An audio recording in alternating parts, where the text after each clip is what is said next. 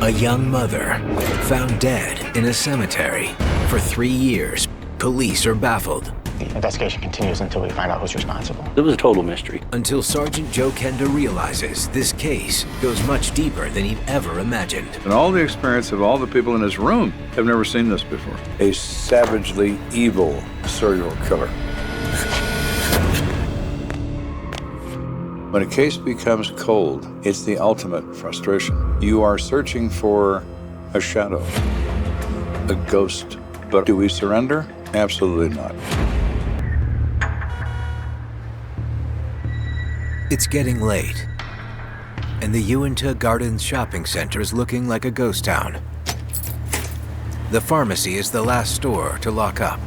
The store was being closed at 9:45 by the manager, Joe, and Herlinda, who was one of the cashiers. There was snow outside, and it was cold. Is that Cynthia's car? Looks like it. Cynthia worked the cosmetic counter. What's she still doing here? Immediately, this is bad because she checked out 45 minutes before. The lights were on, and the car was running. Cynthia? And the windshield had some ice scraped off. Where is she? We just thought that was kind of strange. Why would she leave her car just sitting there running? Cynthia! Cynthia? None of it made any sense at all. The worst thing you could possibly think comes to your mind. Cynthia! Cynthia! Cynthia! Cynthia! Cynthia! Cynthia! Victim, he is now disconnected. 3 years later, after a long stint in patrol, Sergeant Joe Kenda has recently returned to homicide. But this time, not as a detective. I returned to homicide as a supervisor.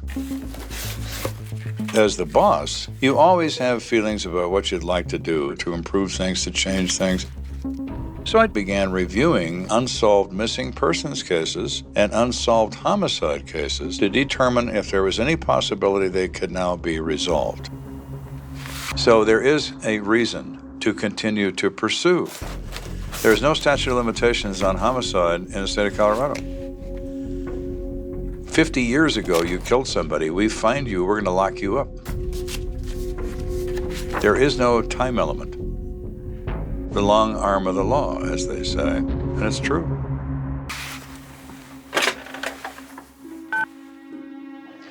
Hey, Beverly, I need to schedule a meeting. Can you contact everyone in the field and have them here by 12 o'clock sharp? Thanks. Bye.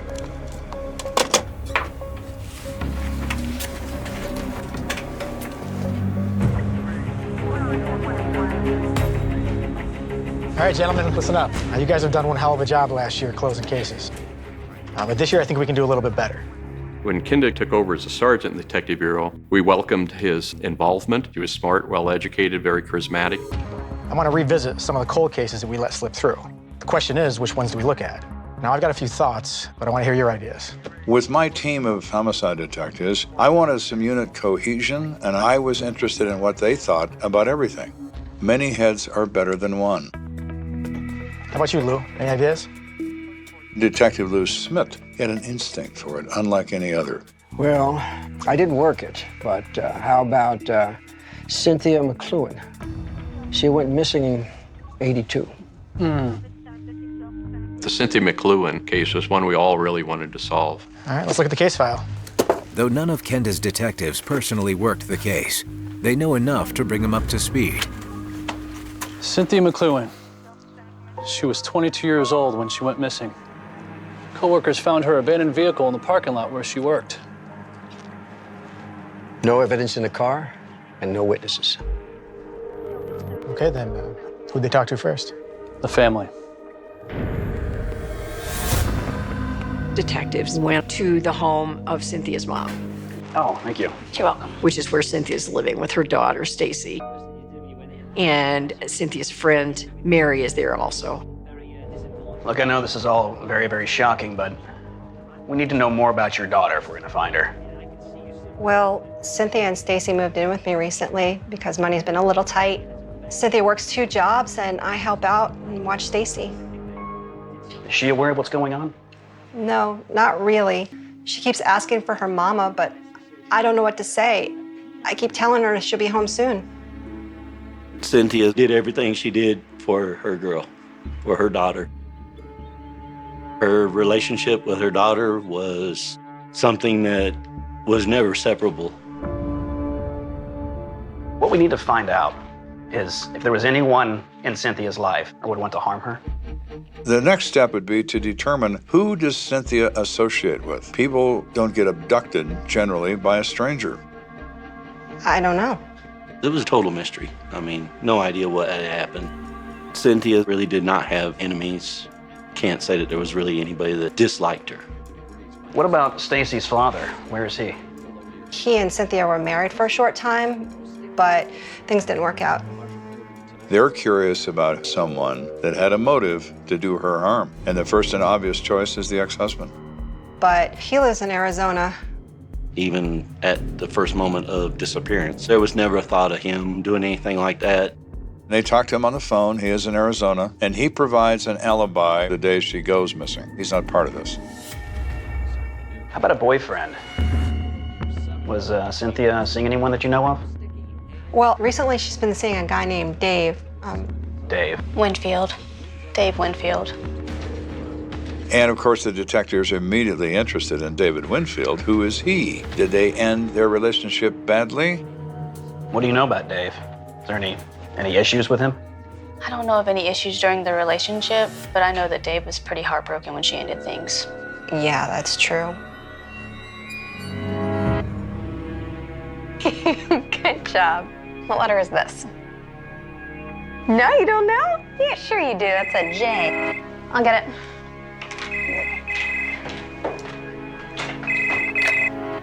Hello? Hi, it's me. Listen, can we just talk? I love you. If we could just give it another try. Dave, we've talked about this, okay? Cynthia, No, you don't Dave. understand. I'm sorry, I gotta go. Wait.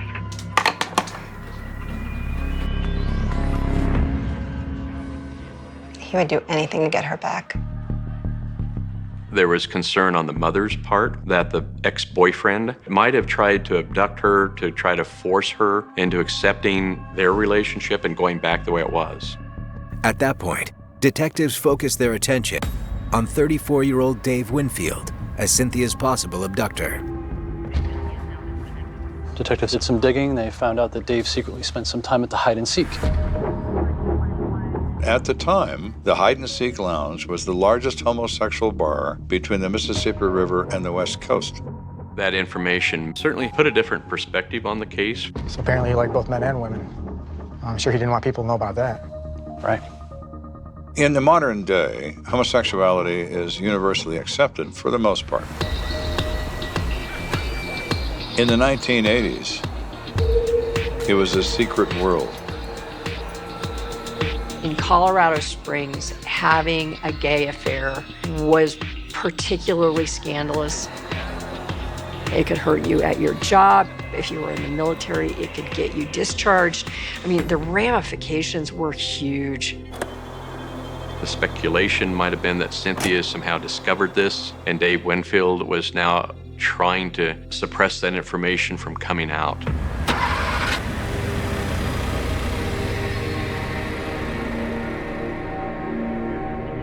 And once Dave found out that we were asking around town about him, he decided to show up at the station. No kidding.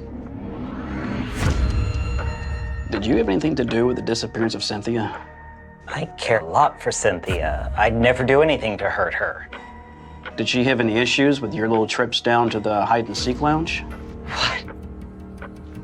How do you know about that? Look, Mr. Winfield, we're not interested in your private life. We're just trying to figure out, perhaps, would that be a problem for Cynthia if she was aware of that? No, okay? Cynthia never knew about that. Even if she did, she wouldn't tell anyone. So it gives you an insight on Cynthia. She just seemed to be a nice, trustworthy woman. Did you have an alibi? Yeah, it checked out. So Winfield is out. No opportunity. Okay, so what's next? It turns out that more evidence surfaced the night that Cynthia disappeared. Just 2 hours after Cynthia McLuhan vanished from work, a sinister clue was discovered at a nearby motel. In doing his nightly rounds, a security guard for one of the motels What the hell? came across some clothing outside of one of the motel rooms. The clothing is just dropped, dumped in a pile. And under the clothing is a purse. There are credit cards, there's some money. And it also contains Cynthia McLuhan's Colorado driver's license. The motel had no record of Cynthia checking in, and when the items were turned in to police, they quickly caught the attention of detectives. Was the clothing hers?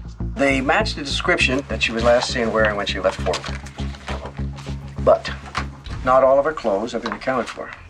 What do you mean? Her bra and panties were missing.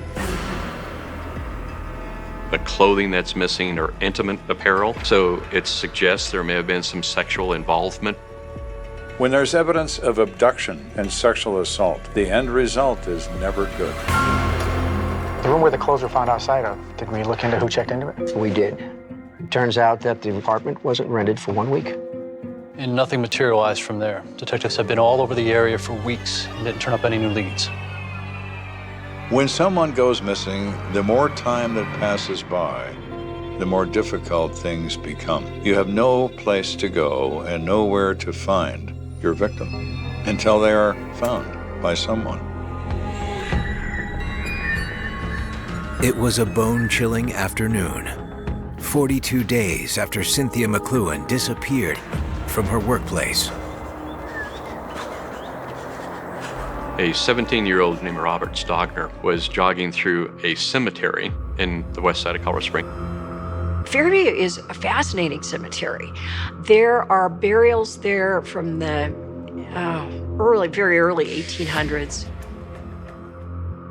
It's a really wonderful, peaceful place, and a lot of notable figures from this area are buried there.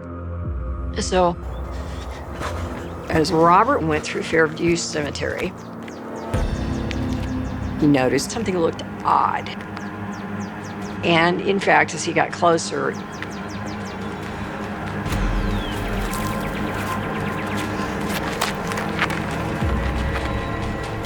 This is no longer a missing persons case. Somebody took her and killed her.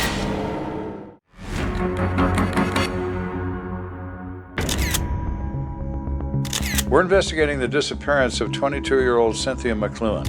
She has been missing for 42 days when her body has been discovered in Fairview Cemetery. Because it was so cold outside, her body was well preserved. In cold temperatures, aside from the whiteness of the skin, they look the same as they did when they were alive.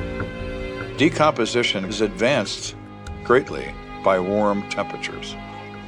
If you have a body laying outside for 3 days in the summer heat, the body is unrecognizable. You cannot take fingerprints. It's a mess. You have no idea. You can't tell sex, you can't tell age, you can't tell anything. Canvas of the area turn up anything? Sort of. We came across a guy who said he saw a dark-colored pickup truck leave the cemetery a few weeks before. So we looked throughout the neighborhood to see if we could find a similar pickup truck. One of the people that we find who would own that pickup truck is a Richie Hayden. He lived 2.5 blocks from the Fairview Cemetery. This guy said he was at the cemetery, but he was there because of the great view at Pikes Peak. Sounds a little suspicious, but we couldn't find anything that ties him to Cynthia. There's nothing about him that alarms them. He has an explanation for his behavior. Okay, then what? Nothing. Case went cold. They believed it was someone connected to her that hated her for whatever reason, but they could never determine that anybody she'd ever known hated her for any reason at all. So the case sort of dies. After the notification of finding Cynthia and still no leads, it just went on for a long time, several years, of no information or nothing being said about it. Very, very difficult. Okay, then. It's time to heat this thing back up. We all agree that Cynthia McLuhan is an innocent victim. No doubt about it. That inspires us. John, Lou, I want you to take the lead on this one, but we're all going to be working it with you. This case had a lot of emotional appeal. Personally, this was one I really wanted to take on. So the working theory of the case still remains that it's someone she knew. The reason that's true is stranger crimes are rare. They represent less than 5% of all murders. The first thing we need to do is re-interview the original witnesses and revisit the old leads, starting with the guy with the dark truck. What's his name? Richie Hayden. Time has a way of loosening tongues, and every experienced policeman knows it. All right, let's go.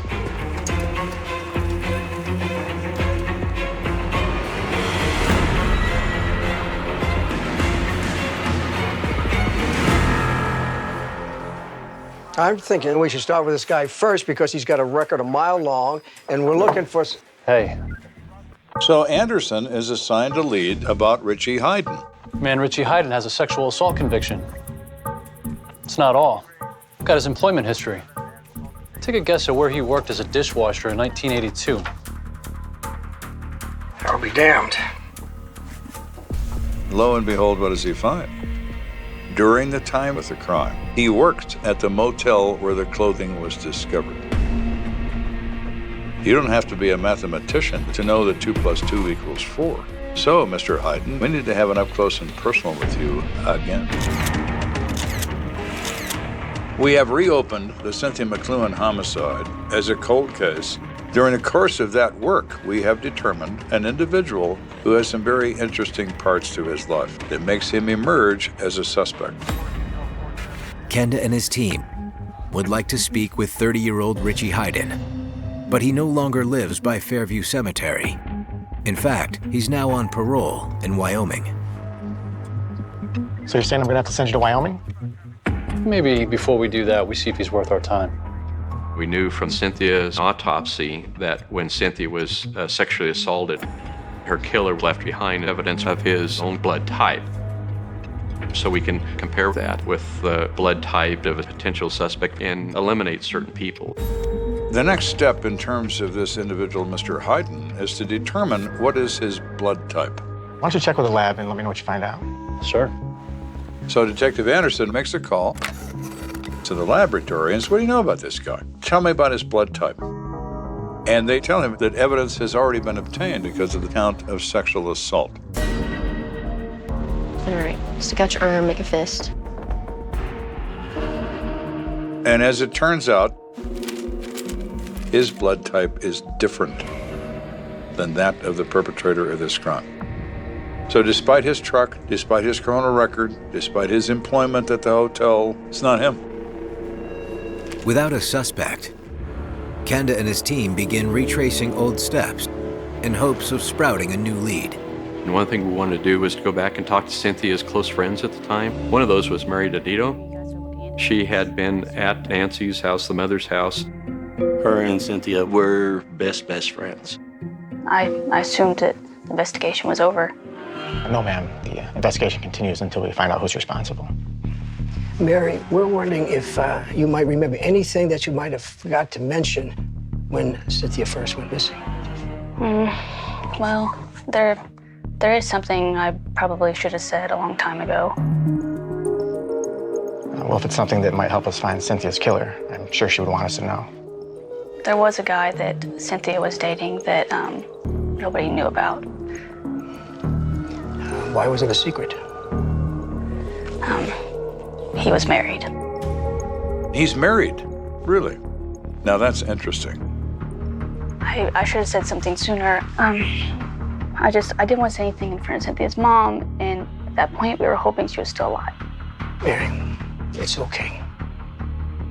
You got to keep in mind, this was her good friend, and so I understand why she didn't do it at that point. So who is this guy?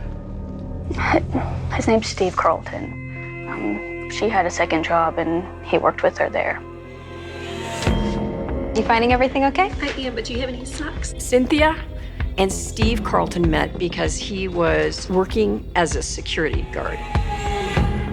According to Mary, he had told Cynthia that he was getting a divorce.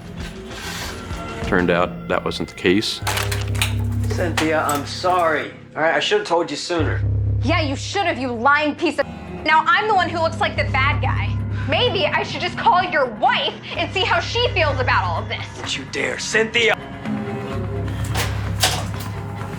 Sometimes married men want to protect their wife from ever finding out. Murder is one way to do it. Do you know if Steve still works at the same place?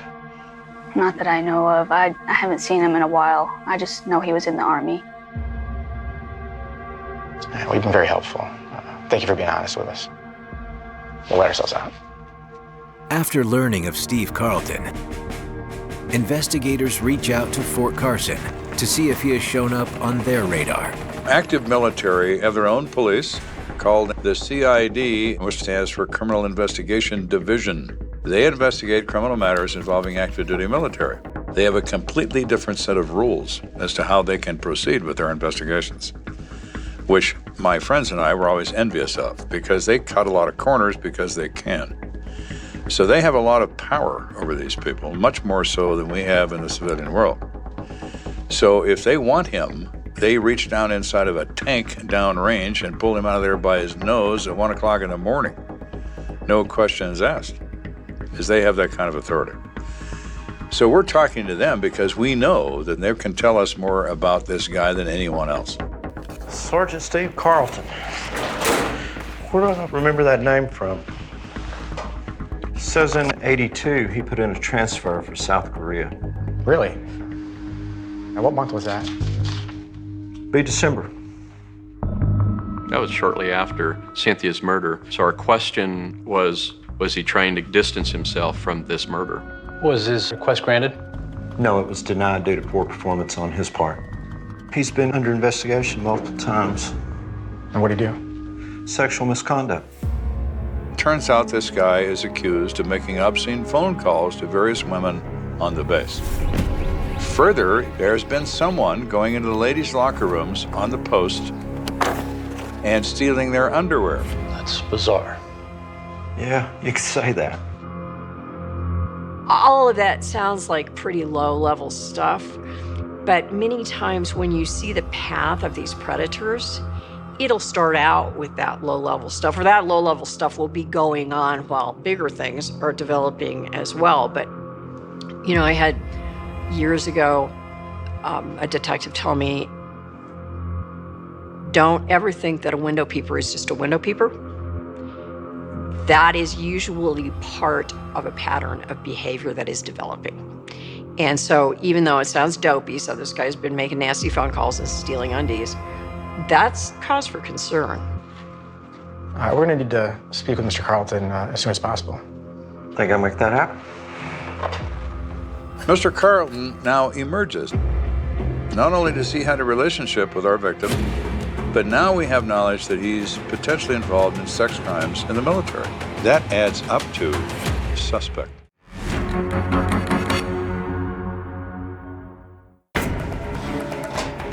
So here we have a married man who is dating Cynthia McLuhan. And he's currently under investigation for 2 minor sexual offenses. So let's go find Mr. Carlton and see what he has to say.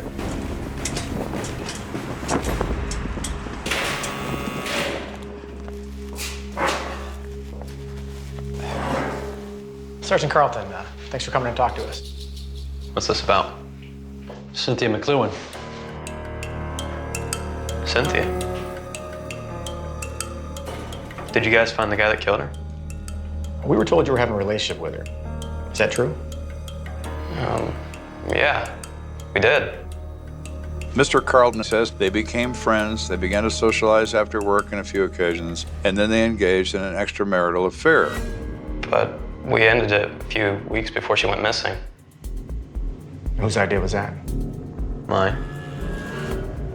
Was Cynthia upset about that? No.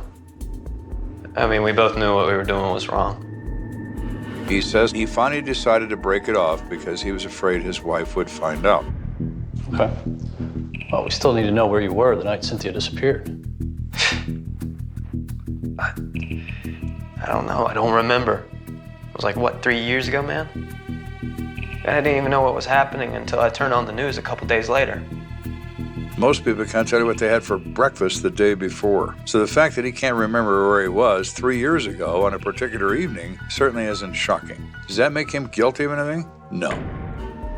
You think I killed Cynthia? We didn't say that. But you were having a secret relationship with her. And we were also made aware of some of the questionable things you did in the past. Like what? Some inappropriate acts over at Fort Carson. Oh, that's garbage. I didn't do any of that stuff. He vehemently denies both of these crimes. I didn't do it. I never called anybody. I've never been in that locker room. Look, I didn't kill Cynthia. I didn't have any reason to want to harm her. Once when I found out that she was murdered, I didn't know. She was a good person.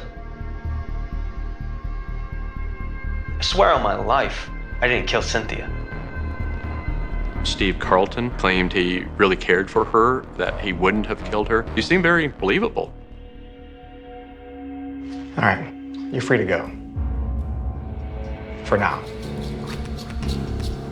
He is just somebody that we thought was interesting, and we've just lost interest in him. With yet another suspect out of the running, the investigation begins to lose steam. Where are we now in this case? Why can't we find a legitimate suspect who has a relationship with our victim? Same dead end we hit 3 years ago. Kenda wonders, perhaps he's been going about this the wrong way. Instead of focusing on the victim, what about the crime itself? In this case, think about it. Abduction from a parking lot, rape, extreme knife violence, the way he positioned the body. I mean, it all seems pretty peculiar. Sexual criminals commit a crime in precisely the same way on every occasion. These are not isolated incidents. These people tend to commit and reoffend all the time. It's what they do. Their appetite increases for the behavior. Ken, are you saying you think this is a serial killer? Well, that's certainly a possibility. But that would mean he's done this before, or at least in the 3 years since. Let me ask you this. Have either of you been involved in a murder like this before? Because I sure haven't. Me? No. What if our guy doesn't have a relationship with our victim? What if our man is a transient? He is a tourist. He's here for a time and then he's gone again. And he is elsewhere doing the same thing. We've never considered it. Which means if we're going to catch this guy, we're going to need to start looking at similar cases outside of Colorado. Let's go. All right, listen up. Kenda and his team expand their search to a national scale. So we've put together a broadcast to all law enforcement agencies in the U.S. describing our crime and asking for similar offenses or similar MOs by perpetrators in their jurisdiction, from huge departments to tiny ones. The national broadcast is out for a while, and we're not getting much results. Hey, Kenda, I think I've got something here. But all of a sudden, we do. It's from Florida. Lou Smith found a correspondence from a homicide detective in St. Petersburg, Florida, mentioning a James Lamar Rhodes. The guy's 26 years old. It says here he's raped and attempted murder of 4 different girls with a knife. He's also suspected of 2 full-blown murders. Sound familiar? Rhodes had abducted 4 young girls in 45 days. One of them sounded remarkably similar to Cynthia's.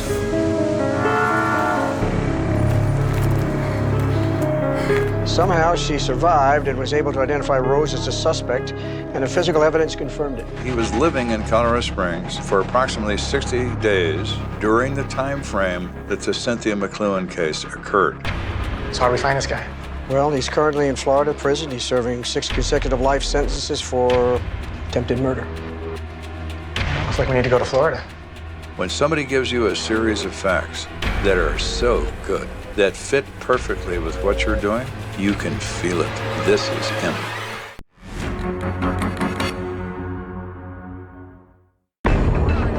There is no doubt in anyone's mind that James Lamar Rhodes is our target. We need to go to Florida and have him tell us that? Well, the only way to get this sicko is to get a confession from him. You know, I'm game. I selected Detective Smith because Smith had a gift. He was the most remarkable interrogator I have ever seen. It was almost as if Lou Smith could walk into a field full of cows and in 15 minutes they'd be offering him free milk. All right, we need to learn as much as we can about him. Anderson, I want you to lead the research on this guy. You got it. Let's do this.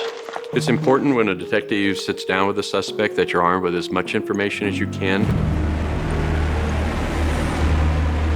While Smith is en route to Florida, Kenda's team is preparing background info to pass on to him. Can you hang on a second?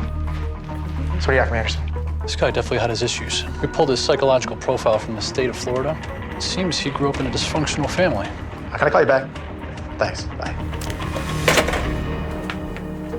James Rhodes suffered a great deal of trauma in his growing up. Watching his father beat his mother, he getting beaten up by his mother.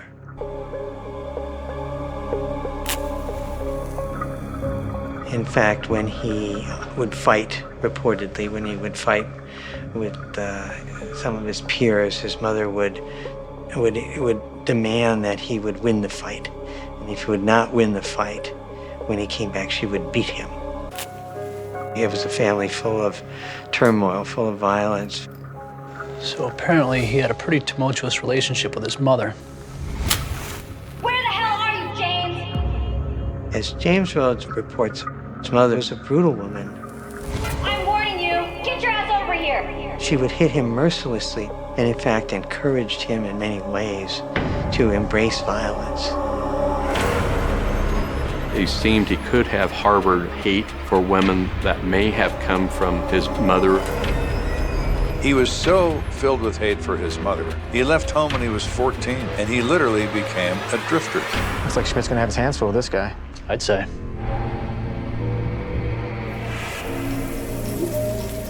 The following day, Smith arrives at Florida's Cross City Correctional Center to speak with their #1 suspect. This is Smith's opportunity to work his magic, and he is magical.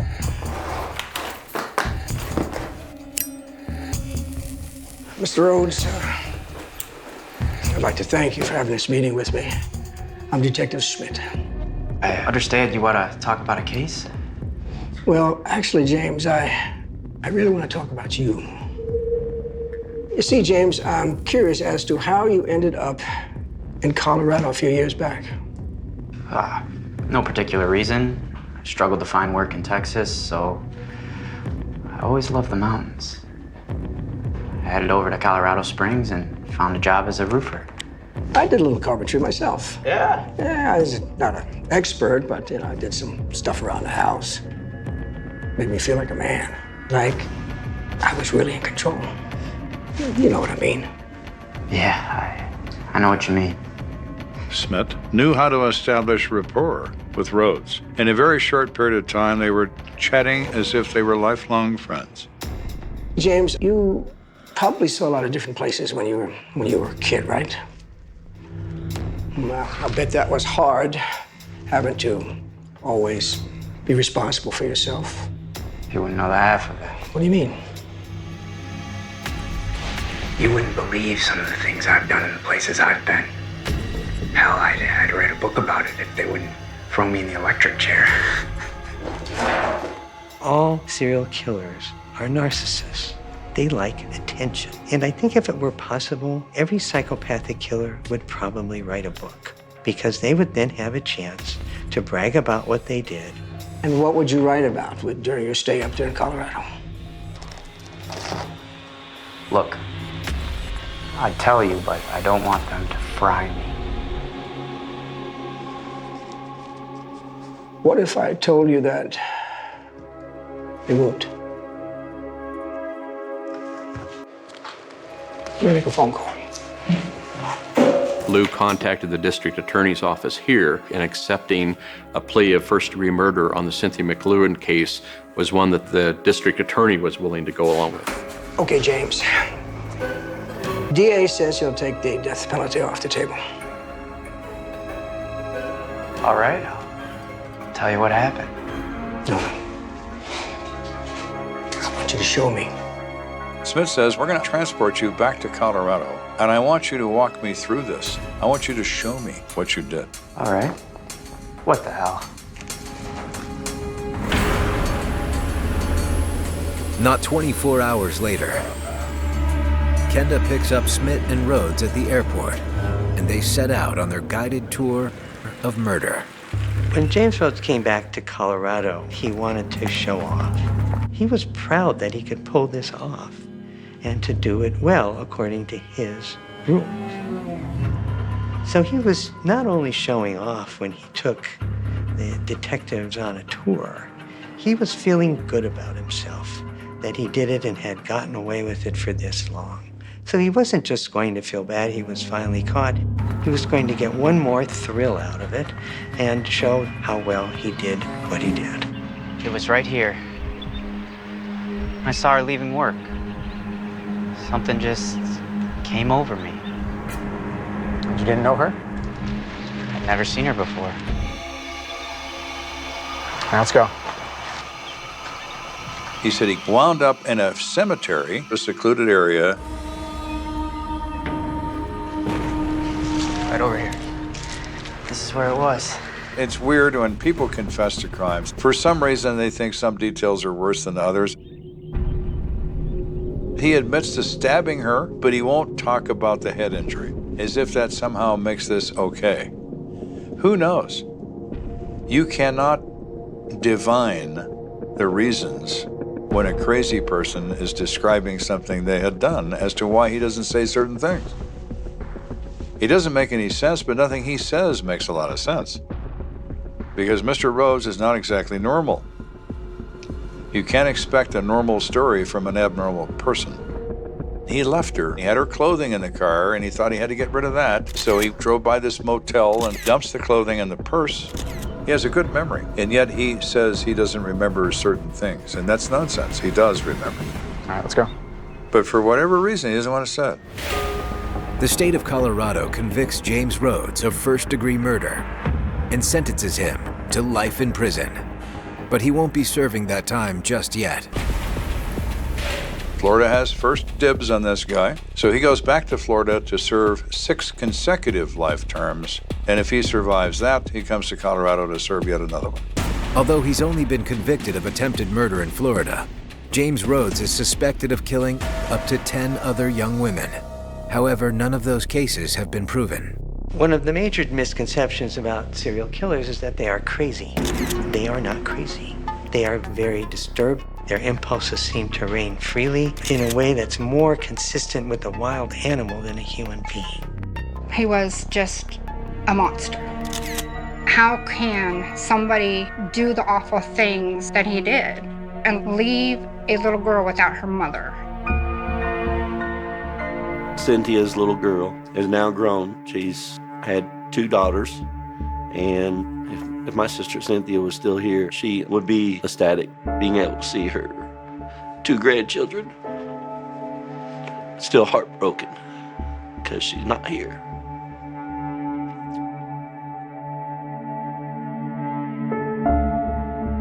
Initially, everyone believed it was someone that Cynthia knew, because that's usually the case. But the reality was that she, unfortunately, breathed the same air as a very rare snake, a serial killer. The night air in this part of Texas has a way of holding onto secrets, heavy and unmoving, like it knows something the people don't, and on that August evening in 2003, the silence inside a modest one-story house felt louder than any scream ever could. Because the front door was unlocked, the porch light was still on, and inside, time appeared to have stopped mid-breath, a coffee cup cooling on the counter, a television humming to no one, and a woman who never made it to the next morning. She was 34, known in her neighborhood for waving first, for remembering names, for keeping her lawn trimmed even in the worst heat, and when she didn't show up for work the next day, no one thought crime right away. They thought flat tire, overslept alarm. Maybe a sick day she forgot to mention, until a coworker drove by after lunch and noticed that same porch light burning in the full Texas sun, an unsettling detail that made the hair on her arms rise before she ever stepped out of the car. By the time police arrived, the word cold case was nowhere in sight. Not yet, because everything still felt immediate, raw, solvable, the kind of case detectives expect to close in days, not decades, but from the first walkthrough. Something was wrong in a way that defied routine logic. No forced entry, no shattered windows, no ransacked drawers, no sign of a struggle that matched the final outcome, just a body discovered where it shouldn't be, and questions multiplying faster than answers could be written down. The neighborhood gathered behind yellow tape, a line of familiar faces now twisted by shock, neighbors whispering to neighbors, eyes darting from house to house, as if danger might still be standing in plain sight. And in those early hours, investigators canvassed every door, every driveway, every person who had seen her last, heard something unusual, noticed a car that didn't belong, and what they found instead was something far more unsettling, a community that functioned like clockwork, where routines were predictable, patterns rarely broke, and nothing on paper made sense. She had been home that night, that much was clear. Her phone records showed no frantic calls, no final messages, no trace of panic, and the medical examiner would later confirm a narrow window of time. A quiet moment when something irreversible happened without alerting a single neighbor, without setting off alarms, without leaving behind the kind of evidence investigators rely on to make sense of violence. And as the sun set on the first day of the investigation, frustration crept in alongside fear. Friends described her as cautious, not the type to open her door late, not the type to invite trouble inside, which only sharpened one terrifying possibility, that whoever came into that house didn't feel like a threat, that the door may have opened willingly, without hesitation, without fear, and that idea settled like a weight in every conversation that followed, because it meant the danger wasn't random, it was familiar. Detectives worked the scene deep into the night, dusting surfaces, collecting fibers, cataloging the ordinary objects that now carried extraordinary importance, and yet the house refused to give up its story. Fingerprints overlapped in confusing layers. DNA samples came back partial, inconclusive, the kind that sit in evidence lockers for years waiting for science to catch up. And when the first press briefing went out, the words were careful, restrained, but the message underneath was clear. Police had questions and very few solid answers. Local headlines the next morning carried the usual phrases: mysterious death, quiet Texas neighborhood shaken, investigation ongoing.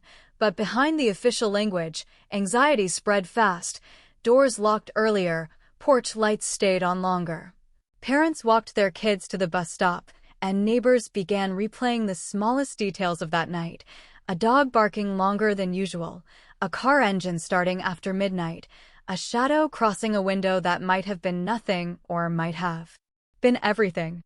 The investigation pushed outward, coworkers, friends, former relationships, anyone with a connection strong enough to explain motive, but each lead unraveled under scrutiny, alibis held, timelines checked out, and slowly, painfully, the case began to stall.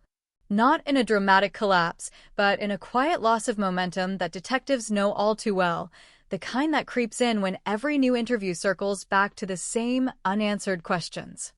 Weeks turned into months, and the house at the center of it all sat empty, blinds drawn, yard overgrown, a visible scar on the block that no one wanted to look at for too long, because it reminded them how close this had hit, how easily routine could turn into tragedy, and with each passing season, hope thinned, replaced by speculation, rumors, and the creeping realization that this might not be resolved anytime soon. Case files grew thicker, evidence bags sat sealed, and the phrase unsolved began appearing more often in internal discussions, though no one said it out loud to the family, not yet, because admitting that felt like surrender. And surrender was something the detectives weren't ready to accept, even as resources shifted, attention drifted, and newer cases demanded priority. Years later, the term Texas 2003 cold case would carry a weight no one anticipated in those early days, because what lingered wasn't just the absence of justice, it was the presence of unanswered fear, the idea that someone who knew her, who knew the layout of that house, who knew the rhythm of that neighborhood, walked away and blended back into ordinary life without consequence, and that possibility haunted every streetlight, every late-night footstep, every knock on the door that came after dark. And somewhere, just beyond the boundaries of the investigation, the truth sat quietly, undisturbed, waiting, not for confession, not for chance, but for time itself to shift the balance, for a single overlooked detail to resurface, for the cold case to begin its long, silent transformation from forgotten file to something far more dangerous, because the scariest part of this story was never what investigators knew, it was what they didn't, and how close it might have been all along. In the weeks after the funeral, the town tried to return to its routines, but routine itself had become suspicious, every repetition a reminder that something had gone terribly wrong without warning, and detectives, working out of a cramped office thick with paper and stale coffee, began reconstructing the victim's final 48 hours minute by minute, because when violence leaves no obvious trail, time becomes the only map left. They learned she left work at exactly 5:12 p.m., stopped at the same grocery store she always did, bought the same brand of iced tea, the same frozen dinner she favored on weeknights, paid with her card, smiled at the cashier, and walked out alone. Her image captured by a security camera that showed nothing more than an ordinary woman ending an ordinary day, and that normality would later feel cruel, like a taunt. Phone records showed a brief call just after 7, lasting less than a minute, the kind of call that barely registers, no raised voices, no urgency, and investigators wondered if that conversation was the last human contact she ever had. Or if someone else had already been there, already inside the house, already waiting, and that uncertainty drove interviews late into the night. Friends spoke of plans she never got to keep. Coworkers mentioned a promotion she was quietly excited about. Family members described small recent changes, locking her door more often, checking her mirrors when she drove. Habits that could mean nothing or everything depending on who was listening, and detectives listened carefully, because patterns often whisper before they scream. Attention turned, inevitably, to the neighborhood itself, a neat grid of houses where people waved from driveways and borrowed tools without thinking twice, a place where familiarity bred comfort, and comfort bred blind spots. And as officers knocked door to door again, asking the same questions with slightly different words, they noticed how easily answers flowed, how smoothly timelines aligned, how little friction there was in anyone's story. One neighbor recalled seeing her lights on late, another thought they heard a television through an open window, someone else mentioned a car parked on the street that didn't usually belong there, but no one could agree on details. Colors changed, time shifted. Memories softened at the edges, and the more investigators pressed, the more the truth seemed to retreat into ambiguity. Evidence from the scene refused to cooperate. Fingerprints overlapped from years of normal living, DNA samples returned partial matches that went nowhere, and forensic technology of the time simply wasn't sharp enough to cut through the noise, leaving detectives with a growing stack of maybes and almosts, the kind of evidence that looks promising until it's forced to stand on its own. As days stretched on, media attention intensified, then slowly began to fade, replaced by newer, louder stories, but within the department, frustration hardened into determination, because cases like this don't just sit quietly, they fester. And every investigator involved knew that if the answer wasn't found soon, it might be buried under time itself. They revisited the idea that the door had opened willingly, that the victim had recognized whoever stood on her porch, and that realization narrowed the field in theory while expanding it in practice, because recognition doesn't always mean trust.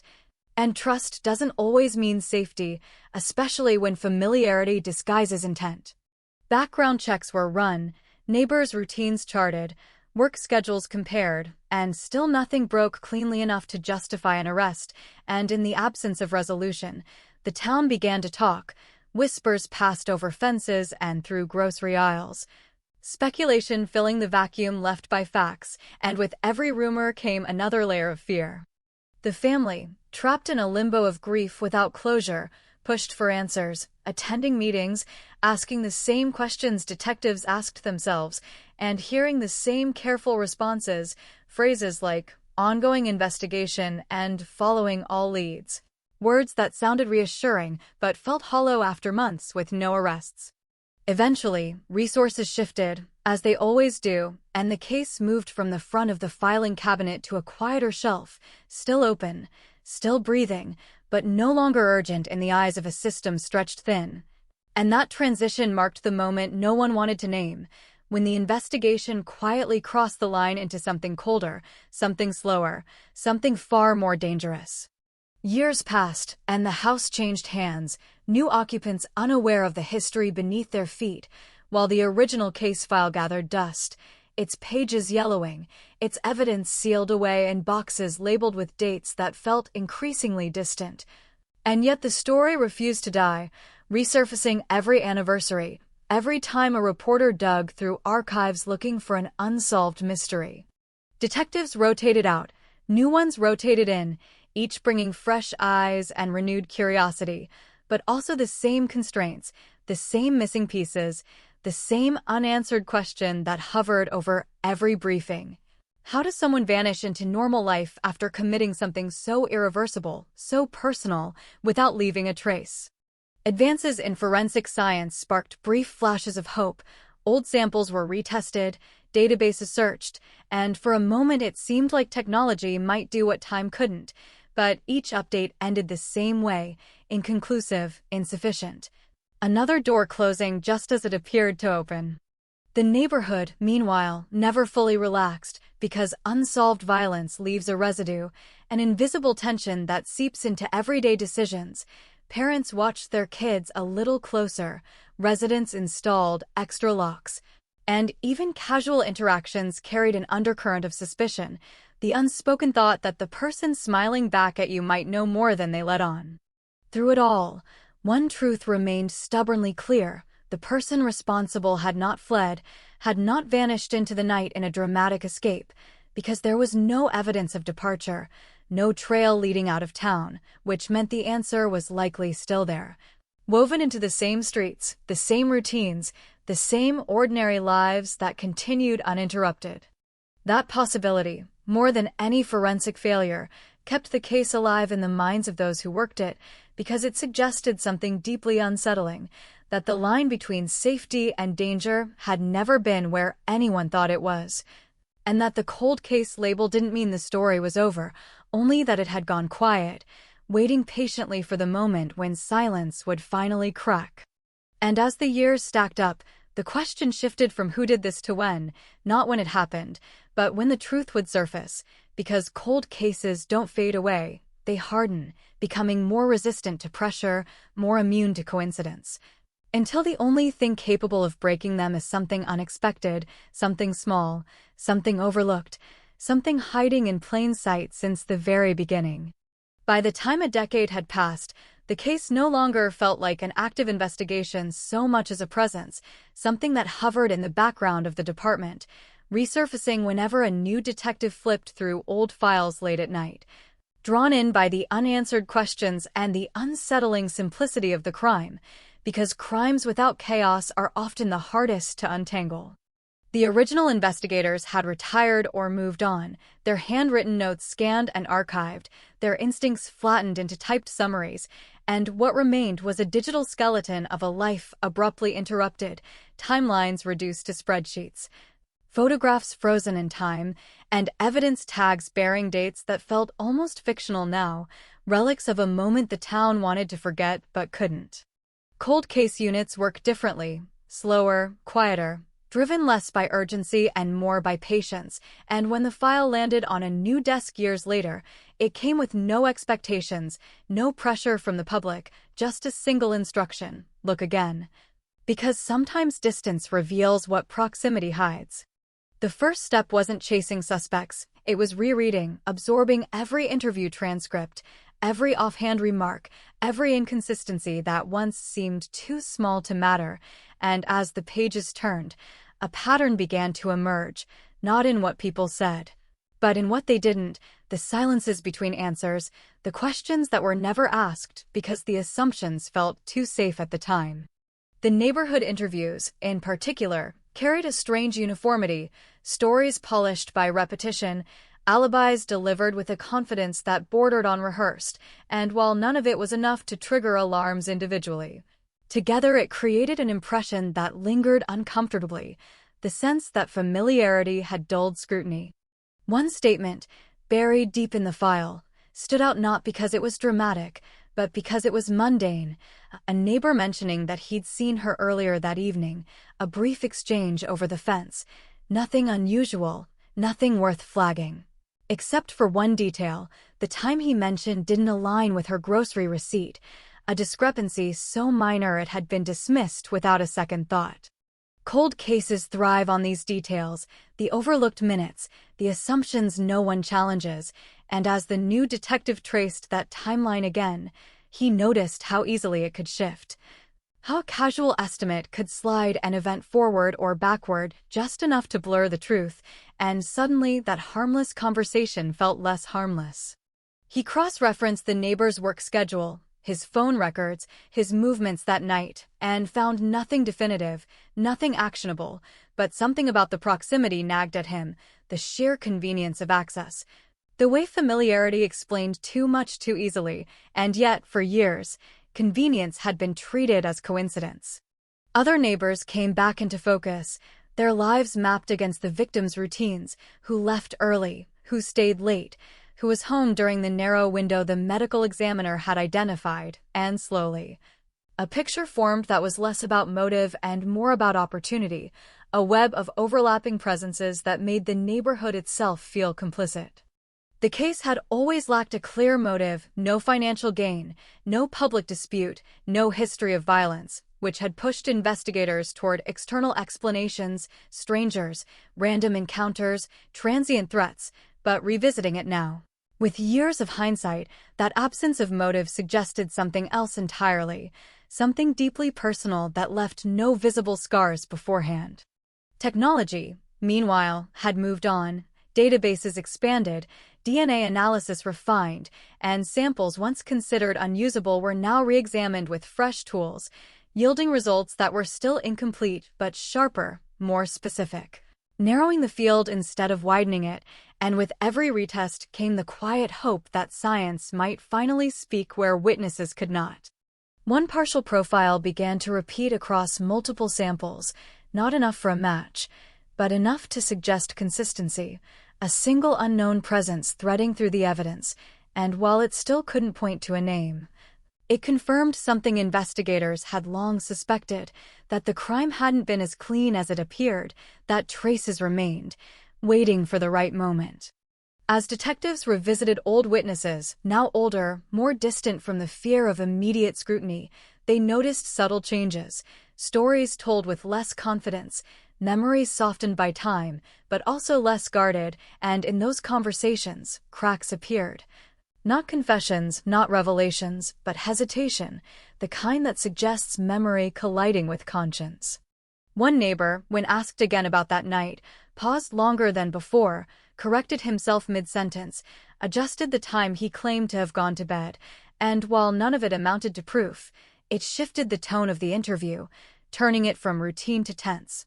Because hesitation has weight, especially when it appears where certainty once lived. The town barely noticed these renewed efforts, the headlines never returned, the case no longer fit the rhythm of breaking news, and that anonymity worked in the investigators' favor because without attention, people relax, patterns settle. And the truth has more room to surface without feeling cornered. Still, progress was slow, frustratingly so, and there were moments when the new team wondered if they were chasing ghosts, projecting significance onto coincidence, but cold cases demand faith of a particular kind. The belief that nothing disappears entirely, that every action leaves some imprint, no matter how faint. As the years continued to stack up, the case became a measure of endurance, not just for the family, who lived with unanswered questions as a daily reality, but for the investigators themselves, who carried the quiet burden of unfinished work. Knowing that closure delayed often feels like closure denied. And yet, something had shifted, not dramatically, not visibly, but in the underlying logic of the case, the focus tightening inward instead of outward, the realization that the danger had likely never come from outside the neighborhood at all, but from within it, from someone whose presence was so ordinary it had rendered itself invisible. That realization reframed everything: the unlocked door, the lack of struggle, the silence, the absence of witnesses, because familiarity explains all of it: the ease, the trust, the speed with which the act could occur and then dissolve back into normalcy. And once that door opened in the investigators' minds, it refused to close again. Cold cases don't announce their turning points. They slip into them quietly, unnoticed until hindsight gives them shape.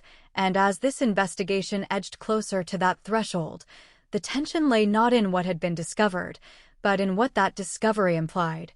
That the truth, when it finally emerged, would not point to some distant figure or unknown threat, but to someone who had been there all along, smiling, waving, blending seamlessly into the fabric of the community.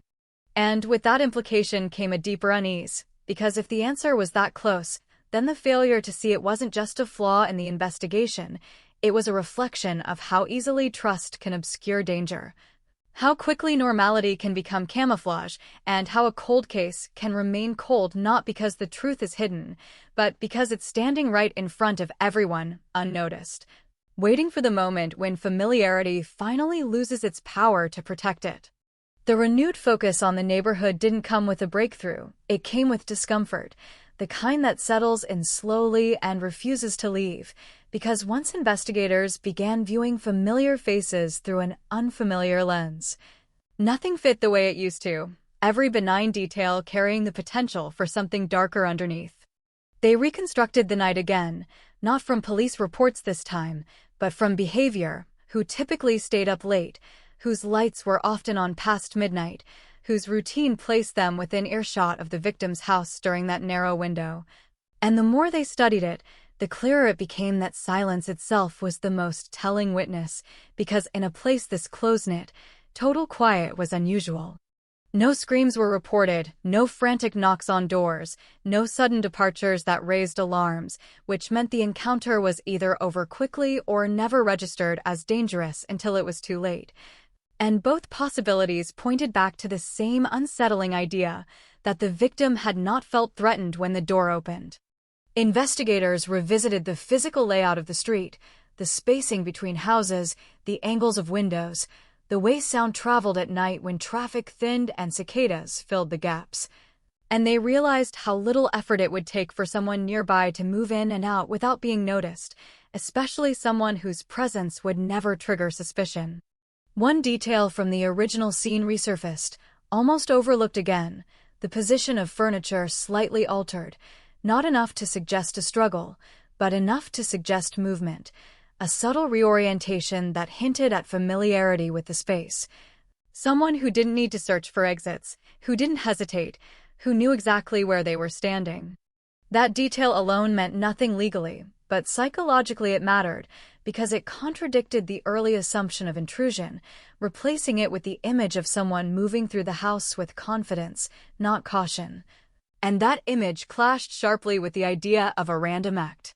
As interviews continued, the tone shifted, questions became more pointed, pauses longer, and while most neighbors cooperated without issue, one or two interactions stood out for their tension. The subtle defensiveness that creeps in when people feel examined rather than asked, and investigators took note, not because it proved guilt, but because it revealed stress. Stress, however, is not evidence, and cold cases are littered with suspicions that never solidify, so every instinct had to be checked against facts, every theory forced to stand up to scrutiny, and again, the case hit the same wall. Too much inference, not enough proof. The partial DNA profile remained the strongest thread, its repeated appearance suggesting continuity, but without a match in the system, it functioned more like a promise than a solution, Reminder that the answer existed somewhere, encoded, waiting for the right comparison. Investigators expanded the scope, submitting the profile to broader databases as laws and policies evolved, chasing distant relatives, hypothetical family trees, the slow, meticulous work of genetic genealogy that turns fragments into lineages, and while early attempts yielded nothing concrete, they narrowed the possibilities, reducing a faceless unknown to a cluster of traits, a region, a likely background. Meanwhile, the family continued to wait, marking anniversaries with quiet rituals, their grief evolving from acute pain to a dull, constant presence, and each update from law enforcement carried a mixture of hope and dread, because progress meant reopening wounds, but stagnation meant living with them forever. The town, too, had changed. New families moved in, old ones moved away, and the memory of the crime faded into local lore, something mentioned occasionally, cautiously, as if saying too much might summon it back, but beneath that fading memory, the unease never fully disappeared. Investigators noticed something else as time passed, the way certain people avoided discussing the case altogether, not out of fatigue, but out of discomfort, steering conversations away, changing subjects abruptly. And while avoidance can stem from many things, it also signals unresolved emotion, the kind that lingers when something is unfinished. One neighbor, when approached years later, reacted with visible irritation, questioning why the case was being reopened at all, insisting it was time to let the past stay buried, and that reaction, more than anger, suggested fear. The fear that comes when buried things threaten to surface. Still, without a definitive link, all of it remained circumstantial, a mosaic missing its centerpiece, and cold cases don't break on feeling alone. They break when feeling collides with fact, when intuition meets data in a way that can't be ignored.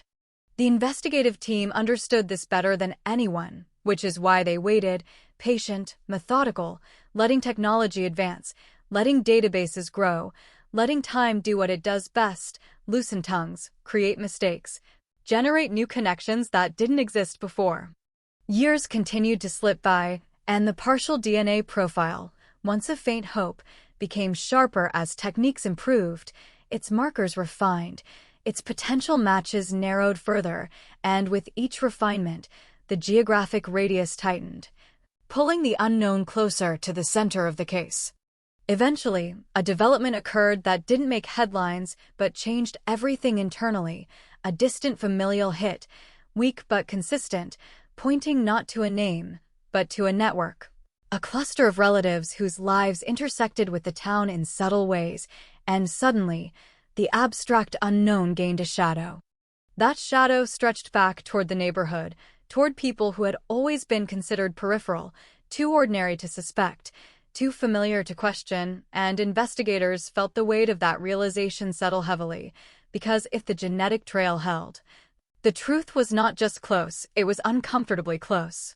Cold cases often turn at the moment when possibility becomes direction, when countless theories collapse into a single path forward, and as this investigation edged toward that moment, the tension no longer came from uncertainty alone, but from anticipation, the sense that the answer, once revealed, would fracture trust, reopen old wounds, and force a community to confront the idea that what they feared most had been living beside them all along. And as the net slowly tightened, unseen by the public, the silence that had protected the truth for so long began to feel thinner, more fragile, as if one final detail, one small confirmation, could shatter it completely, transforming years of unanswered questions into a revelation that no one would be ready to accept. The breakthrough didn't arrive like a thunderclap, it crept in quietly, disguised as routine paperwork, a lab update buried among dozens of emails. But when investigators read it closely, the room seemed to shrink because the genetic lead had tightened again. Not enough to name a suspect, but enough to eliminate almost everyone else. The partial profile now pointed toward a narrow familial line, a handful of relatives connected by blood, geography, and timing, people who had lived in or near the neighborhood in 2003. People whose presence no one had questioned because it had never needed explanation. And with that realization came a sobering shift. The case was no longer theoretical, it was personal. Detectives laid out charts across conference tables, lines and arrows mapping relationships that hadn't mattered before: cousins, siblings, half-relations, and as the web took shape, one name began to appear repeatedly, not at the center, but close enough to matter: a neighbor whose connection to the victim had always been visible yet invisible at the same time. He lived just houses away, close enough to know her schedule, close enough to notice when her lights came on, close enough to walk over without drawing attention, and yet for years, his name had remained untouched by serious suspicion, filed under familiar, cooperative, unremarkable. The file showed he'd been interviewed early on, a brief exchange, polite, calm, nothing memorable, his alibi simple, his demeanor steady, the kind of interaction detectives handle hundreds of times, and in hindsight, that ordinariness felt less reassuring and more strategic. Investigators began rebuilding his timeline, not from memory, but from data, work records, phone logs, credit card activity, and while nothing jumped out immediately, the gaps were telling. Small windows of unaccounted time that aligned too neatly with the estimated window of death to ignore. They approached him again, this time not as a witness, but as a subject of interest, and the change in posture was immediate, subtle but unmistakable: shoulders tightening, answers shortening, eye contact wavering just enough to register. And while he maintained composure, the tension filled the room like static. He denied any involvement, repeated what he'd said years before, adjusted minor details as people do when recounting old events, and investigators listened without interruption. Because inconsistency often reveals itself when someone feels safe enough to keep talking. Outside the interview room, detectives compared notes, not on what he said, but how he said it, the hesitations, the rehearsed phrasing, the defensiveness masked as irritation, and, still, none of it crossed the threshold required for action. Suspicion alone doesn't justify handcuffs. The genetic evidence, however, continued to narrow, and when another distant relative's DNA sample came back, the margin shrank again, pointing more firmly toward the same familial cluster, reinforcing what instinct had already begun to suggest: that the unknown profile and the neighbor were not strangers to each other. Investigators faced a familiar cold case dilemma.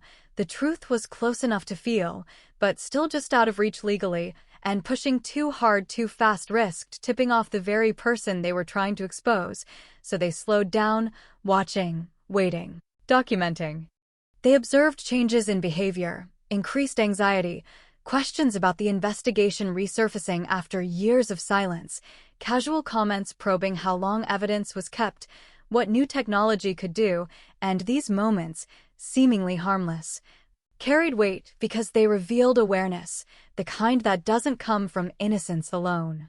The house where the crime occurred had changed owners again, renovations erasing physical traces but not history, and detectives walked through it one last time, visualizing movement, proximity, timing, testing theories against the space itself.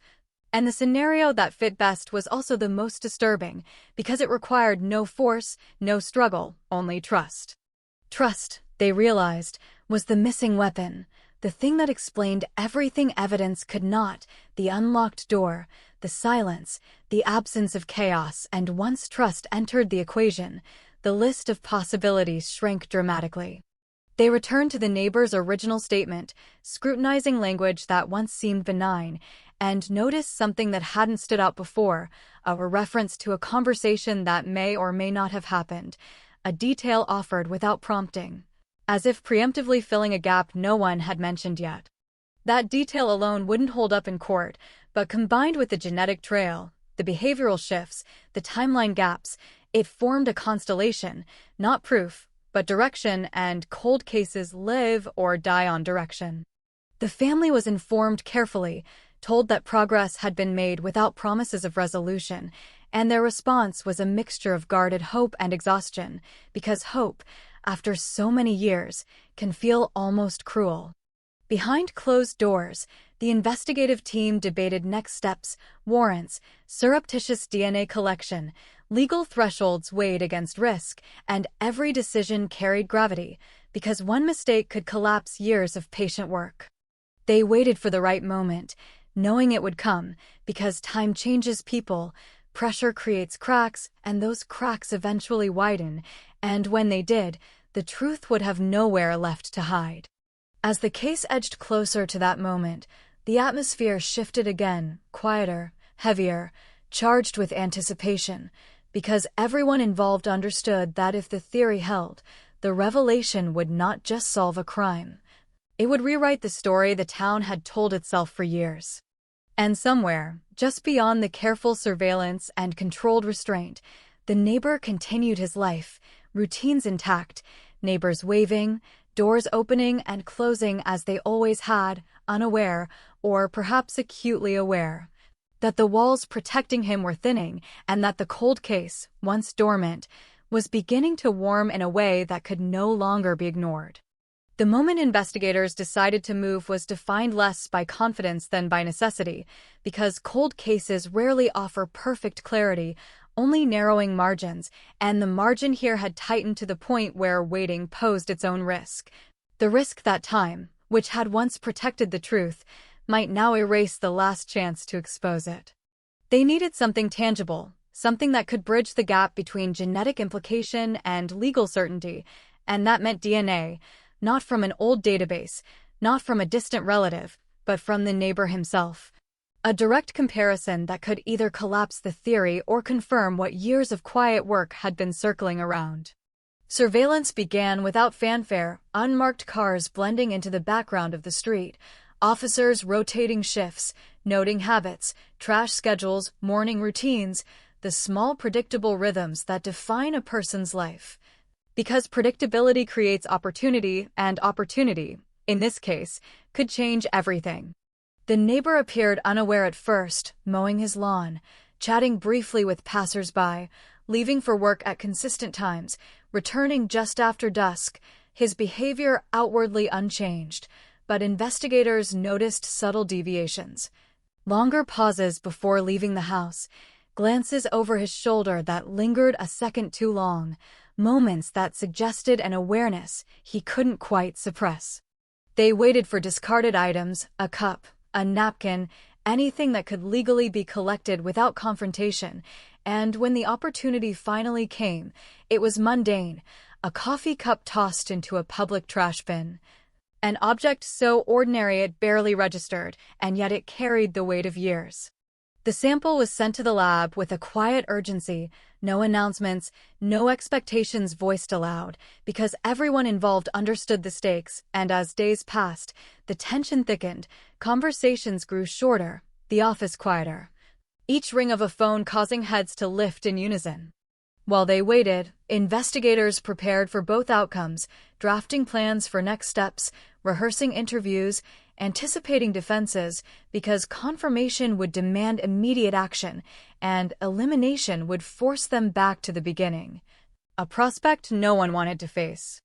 The call came late, after most of the building had emptied, a lab technician's voice measured, professional, delivering results that landed like a physical force. The DNA profile from the discarded cup was consistent with the unknown sample from the crime scene, not a partial overlap, not a distant possibility, but a match strong enough to change the trajectory of the case. Silence followed, the kind that comes not from disbelief, but from the weight of confirmation, because this wasn't just evidence, it was an accusation backed by science, a thread pulled tight after years of unraveling. And with it came the realization that the neighbor, the familiar face, the unremarkable presence, had likely been there that night. Legal teams were consulted immediately, warrants prepared with meticulous care, every step documented, every inference supported, because cold case arrests demand precision, any misstep magnified by the years that preceded it. As plans moved forward, the emotional toll surfaced, not triumph, not relief, but a heavy sadness, because solving a case like this doesn't restore what was lost, it only reshapes the loss into something that can be named, and naming it carries its own burden. The arrest itself was planned for daylight, visibility chosen deliberately, not for spectacle, but for safety, and when officers approached his house, the street looked exactly as it always had, quiet, ordinary, indifferent to the history about to be rewritten.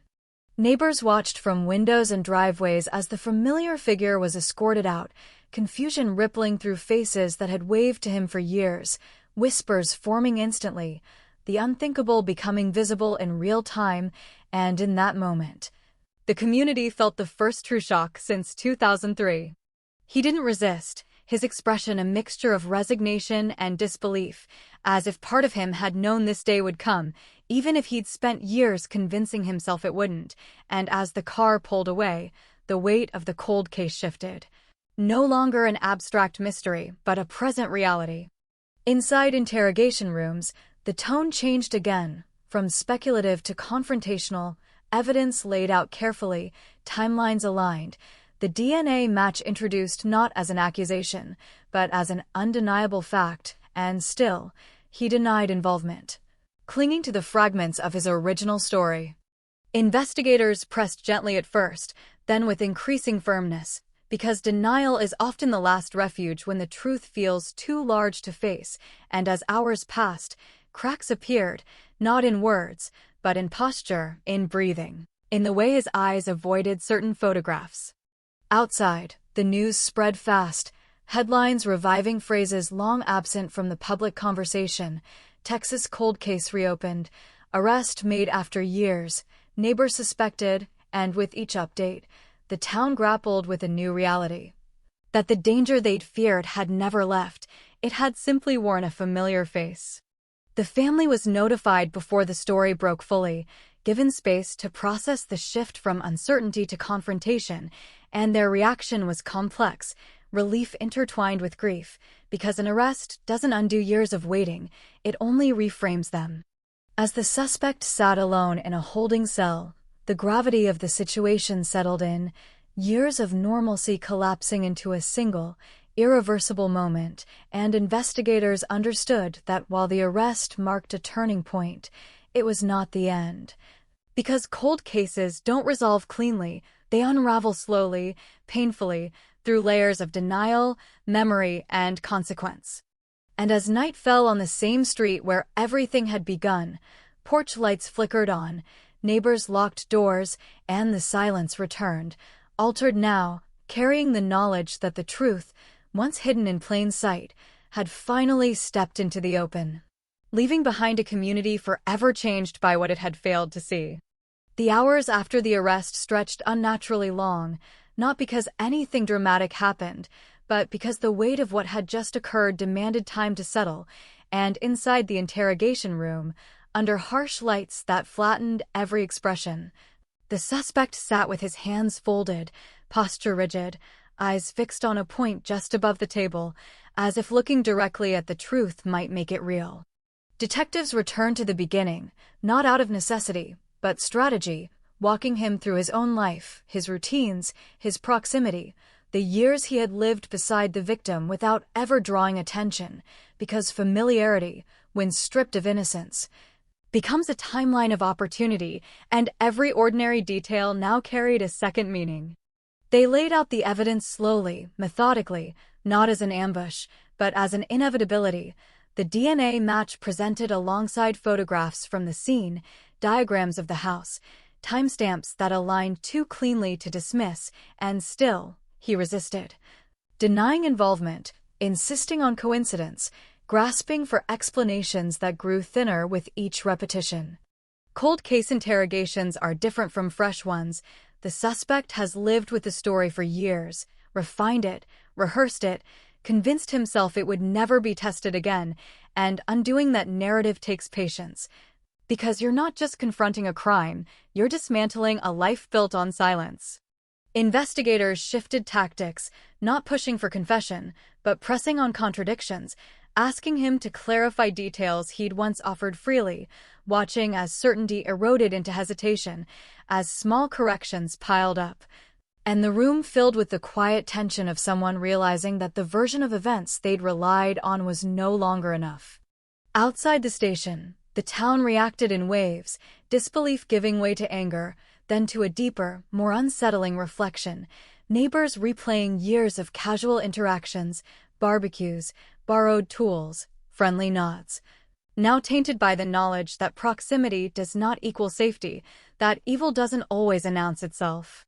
Media trucks lined the street, cameras pointed at a house that had once blended seamlessly into the background, and reporters spoke in urgent tones about justice delayed, about a cold case finally moving, but beneath the headlines, the story felt more fragile.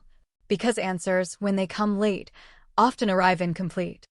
The family watched the coverage with mixed emotions, validation tempered by exhaustion, because while the arrest confirmed what they had waited so long to hear, it also reopened wounds that had never fully healed, forcing them to relive the loss with a new layer of awareness, the knowledge of who had been nearby all along. Back in the interrogation room, the suspect's composure continued to fray, his denials less forceful, his pauses longer, and at one point, when shown a photograph of the street taken years earlier, he looked away entirely. A physical rejection of memory that spoke louder than words. Detectives pressed on the idea of trust, the unlocked door, the lack of struggle, asking him to explain how someone could enter that house unnoticed, how violence could occur without chaos, and while he offered theories, none of them fit as cleanly as the one they didn't say out loud, the one hanging between them. Hours passed, then a break, the room emptied briefly, giving him space alone with the consequences of time, because silence, after confrontation, can be more powerful than questioning, and when they returned, something had shifted, not into confession, but into resignation. He asked about sentencing, about what evidence meant, about how long cases like this took to resolve, questions that betrayed an understanding deeper than his denials suggested, and investigators noted it carefully. Because questions often reveal acceptance before words do. Despite the pressure, he never offered a full admission, not that night, clinging instead to partial acknowledgments, vague statements that skirted responsibility, and in cold cases, that's not unusual. Because after years of avoidance, confession can feel like erasing the only version of reality someone has left. Prosecutors prepared their case with equal care, knowing that time complicates everything, witnesses age, memories fade, and defense strategies lean heavily on doubt, on the idea that after so many years, certainty itself becomes questionable. The defense moved quickly, challenging the DNA collection, questioning chain of custody, highlighting the lack of eyewitnesses, the absence of a recorded confession, and for the first time since the arrest, the outcome felt less assured. The cold case resisting closure even as it edged closer to it. In the courtroom, preliminary hearings drew crowds, faces filled with expectation and unease, the suspect sitting motionless beside his attorney, his presence alone enough to stir a room full of people who had once passed him without a second glance. The judge listened carefully, weighing arguments shaped by decades of delay, and when rulings came down allowing key evidence to stand, a quiet ripple passed through the audience, not celebration, but cautious relief, because the path forward remained open. As the trial loomed, the town existed in a strange in-between state, no longer wondering who, but waiting to see how and whether justice, after so long, would feel like justice at all, or something colder, more complicated. Cold cases don't end with answers, they end with reckonings, and as this one moved closer to its defining moment, the reckoning expanded beyond a single suspect, forcing a community to confront the cost of assumption, the danger of familiarity, and the unsettling truth that sometimes the most important clues are the ones everyone learns to ignore. And while the legal process inched forward, the silence that once protected the truth transformed into something else entirely, no longer concealment, but anticipation, a held breath shared by investigators, family, and neighbors alike, all waiting to see whether the final pieces would fall into place, or whether the case would once again retreat into uncertainty, leaving behind not just unanswered questions, but the haunting knowledge of how close the truth had always been.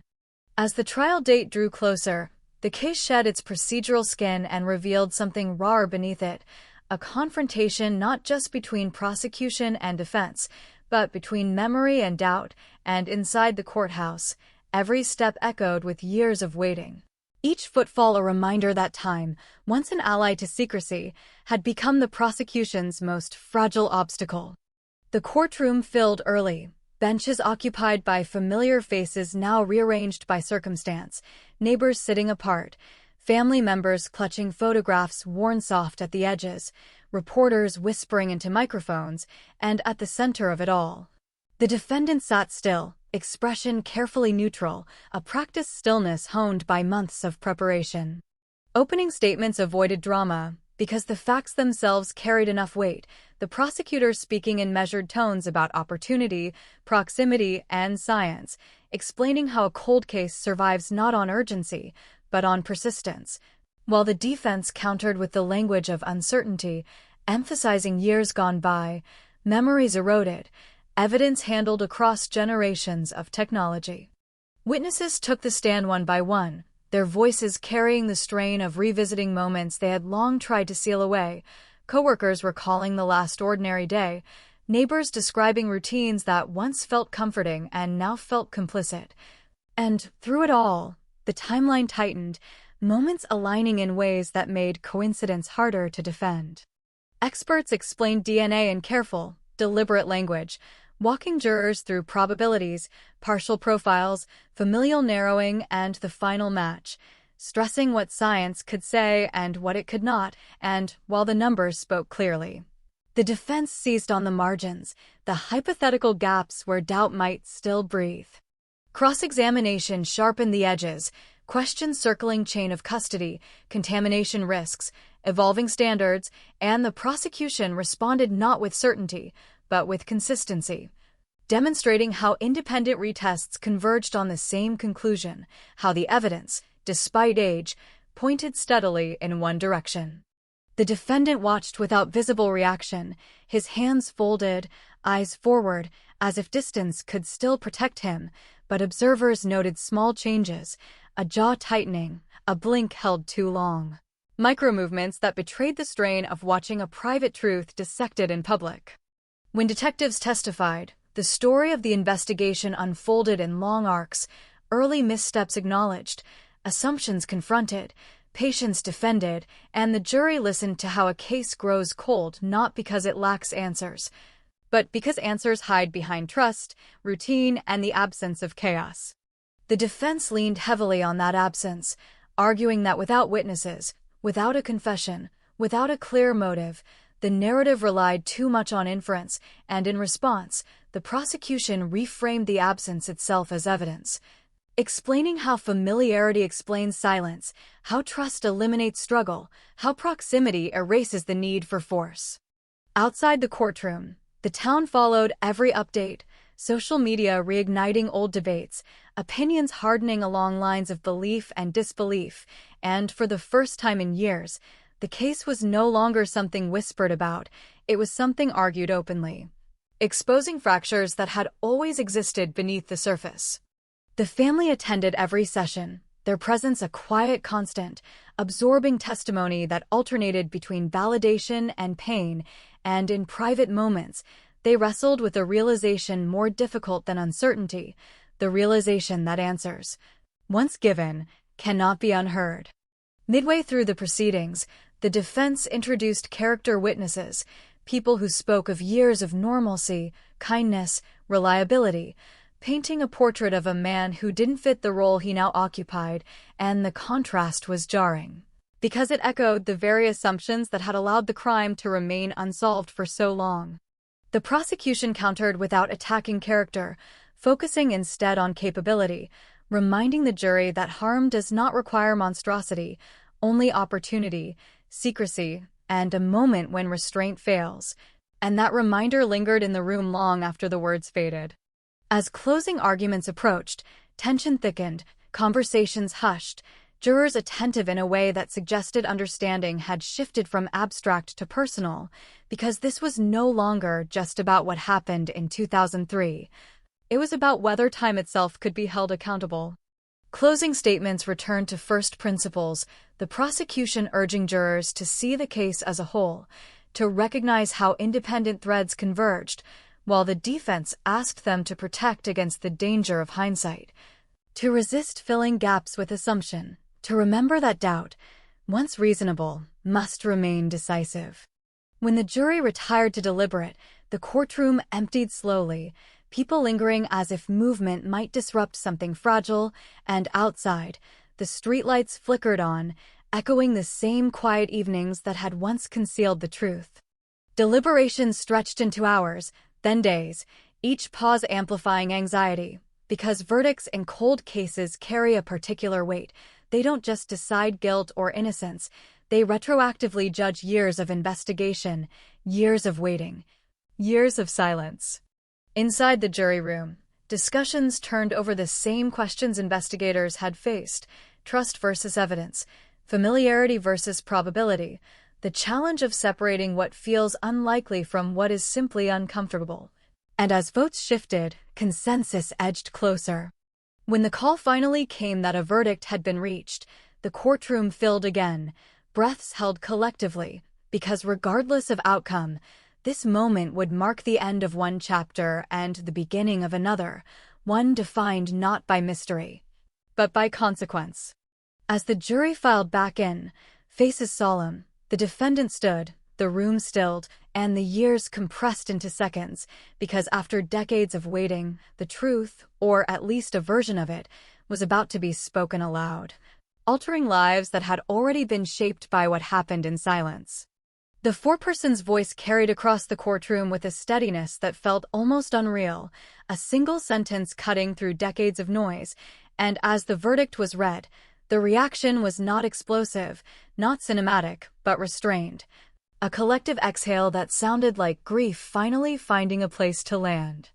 The defendant absorbed the words without visible collapse, shoulders squared, face tight, the practiced composure of someone who had lived with this possibility long enough to prepare for it, and yet, beneath that stillness, something irreversible had shifted. The separation between ordinary life and consequence now absolute. The family sat motionless for a moment, as if unsure how to respond, because justice delayed does not arrive cleanly. It comes tangled with memories of birthdays missed, holidays endured, years spent explaining absence. And while the verdict confirmed what they had come to believe, it also sealed the loss in a way that felt final.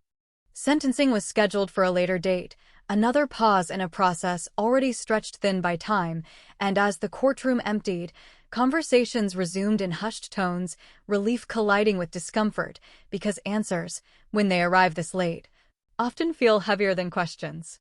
Outside, cameras captured reactions, sound bites reduced complexity to headlines, but within the community, the reckoning unfolded more slowly, neighbors replaying interactions from years past, searching for signs they had missed, moments that now felt loaded with meaning. A smile here, a wave there, gestures once dismissed as friendly now reinterpreted through the lens of knowledge. Some expressed anger, others disbelief, and a few clung stubbornly to doubt, because accepting the truth required accepting vulnerability, the idea that safety can be an illusion maintained by routine, and that illusion, once shattered, is difficult to rebuild. The house on the street became a symbol again, not of mystery this time, but of proximity, a reminder that danger does not always announce itself, that it can live quietly beside you, indistinguishable until it is too late, and as people passed it, they slowed, not out of curiosity, but reflection. Investigators returned to their offices carrying a different kind of weight, the satisfaction of resolution tempered by the knowledge that no outcome could restore what had been lost, and as they filed reports and closed folders, they reflected on the lessons learned. The cost of assumptions, the importance of revisiting the familiar with fresh eyes.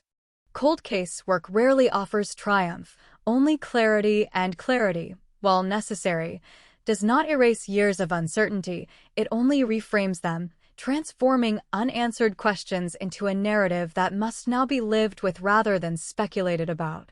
The defense filed motions, appeals hinted at, the legal process extending its reach further into the future, because finality is elusive in cases built across decades, and even as the verdict stood, a shadow of continuation remained, the understanding that the story was not yet fully closed. The family prepared statements, words chosen carefully, aware that anything spoken publicly would echo far beyond the courtroom, and when they finally addressed the media, their message was measured: gratitude for persistence, sorrow for lost time, and a plea for awareness, because silence and familiarity had been the crime's greatest allies. Within the town, routines resumed, but altered. Conversations at grocery stores carried a new edge, neighborhood gatherings felt subdued, trust no longer automatic, and while life moved forward, it did so with a heightened awareness, the knowledge that certainty must be earned, not assumed.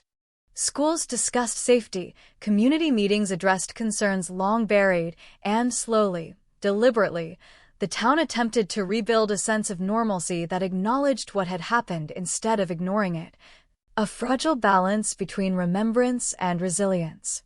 For investigators, the case became a reference point, cited quietly in training sessions, a reminder that cold cases are not dormant, they are waiting, that answers may exist long before they are discovered, and that persistence, while exhausting, is often the only force capable of piercing time. As sentencing approached, the weight of consequence returned to the forefront, the abstract becoming tangible again, and the defendant, now stripped of anonymity, faced the reality of a life defined not by what he had hidden, but by what had been revealed. In private moments, the family grappled with an unexpected emotion, not relief, not closure, but a subdued calm, the knowledge that uncertainty had finally ended, even if peace had not fully arrived, because peace, like justice, takes time to settle. The cold case, once a whisper, now a verdict, had transformed the community's relationship with its own history, forcing it to acknowledge that the past does not stay buried simply because time passes. It waits, patient and persistent, until someone is willing to look again. And as the days moved toward sentencing, the story continued to resonate, not as a mystery anymore, but as a cautionary echo, a reminder that truth, however delayed, has a way of surfacing, and when it does, it demands not just acknowledgement, but reflection on how easily trust can become blindness and how silence, left unchallenged, can last for years. Sentencing day arrived without ceremony, the courthouse quieter than it had been for the verdict, as if the community had already spent its emotional currency and now approached this moment with guarded restraint, understanding that punishment, no matter how severe, would never balance what had been taken. The judge listened as attorneys spoke again, this time not about guilt, but about consequence, the prosecution outlining the impact that rippled outward from a single night in 2003, the years of unanswered questions, the erosion of safety. The family left suspended in grief, while the defense spoke of time past, of a life lived in the interim, arguments that landed awkwardly against the permanence of loss. When the family addressed the court, their words were steady, not fueled by anger, but by endurance, describing the weight of absence, the milestones marked by emptiness, the way uncertainty had shaped every decision for decades, and in that quiet testimony, the cost of delay became painfully clear. The defendant stood to speak last, his voice measured, offering statements that skirted the edges of responsibility without fully embracing it, expressions of regret framed carefully, and while the words filled the room, they left an unmistakable void. Because acknowledgement without truth feels incomplete, a shadow of accountability. The sentence was handed down with precision, numbers spoken plainly, years quantified, and as the gavel struck, the sound echoed longer than expected, sealing a chapter that had resisted closure for so long, and in that moment, the cold case officially shifted from investigation to history. Reactions were muted, no cheers, no visible satisfaction, just a collective stillness, because justice in cases like this does not deliver catharsis, it delivers finality, and finality carries its own gravity. Outside the courthouse, reporters summarized the outcome in tight soundbites, but within the community, the meaning unfolded more slowly, neighbors reflecting on how easily familiarity had masked danger, how routine had become a shield for secrecy, and how the ordinary had proven capable of hiding the unthinkable. The street where it began grew quieter again, not with fear this time, but with contemplation, porch lights still flickering on at dusk, routines resuming with subtle adjustments. Conversations tinged with a new awareness that safety is not guaranteed by proximity or time. Investigators closed the file formally, signatures added, evidence archived, and while the administrative act felt anticlimactic, it marked the end of a pursuit that had consumed careers, a reminder that some victories arrive not with celebration, but with exhaustion.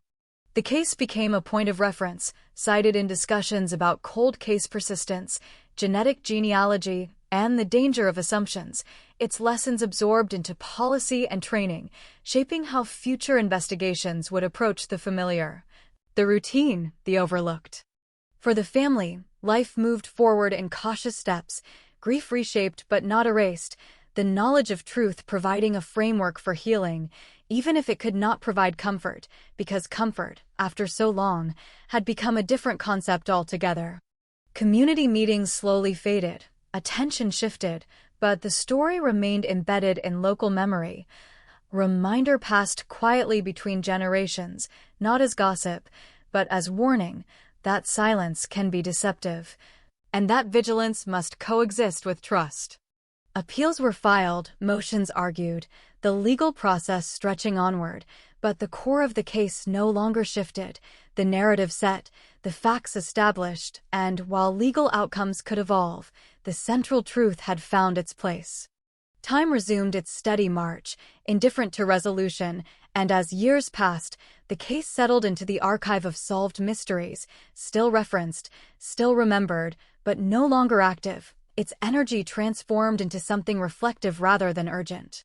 And yet, even as the town reclaimed its rhythm, the residue of the cold case lingered, not as fear, but as awareness, a collective understanding that the past does not dissolve quietly, it integrates itself into the present, shaping how people see one another, how they interpret silence, how they define normal.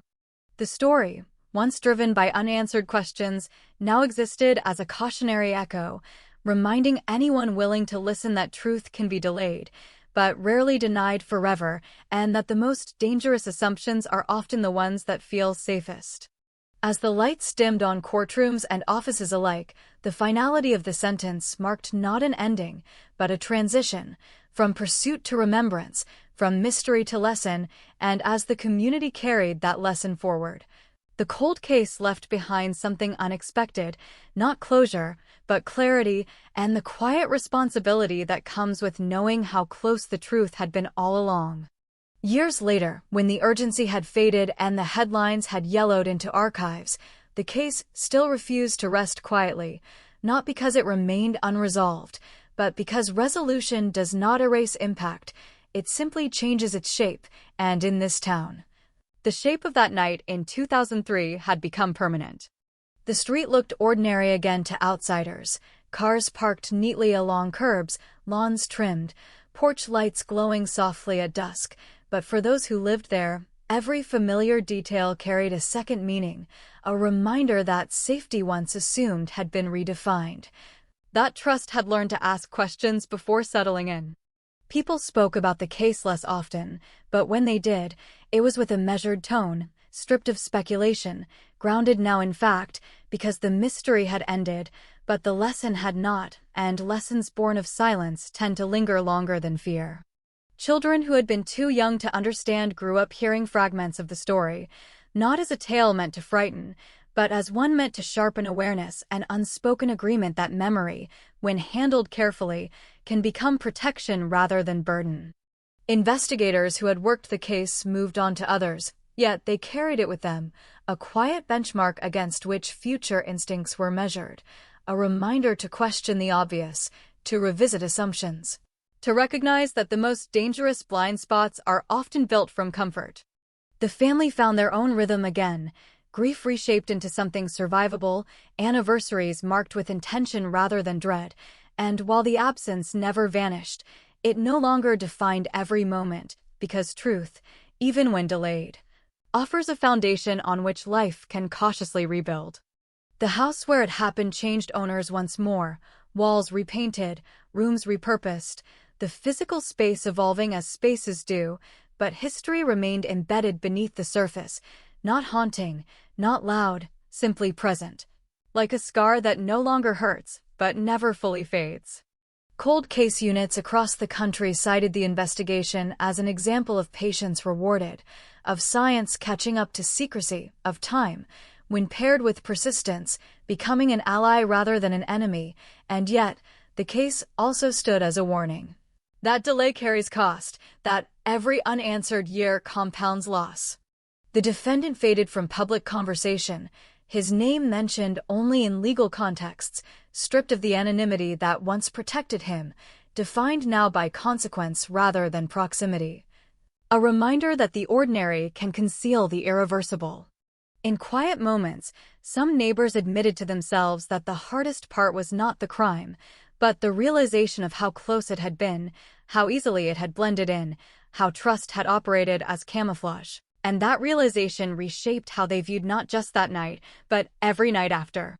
The phrase cold case took on a different meaning here, no longer just an investigative label, but a symbol of endurance, of questions that refuse to disappear, of truths that wait patiently for the moment when they can no longer remain hidden.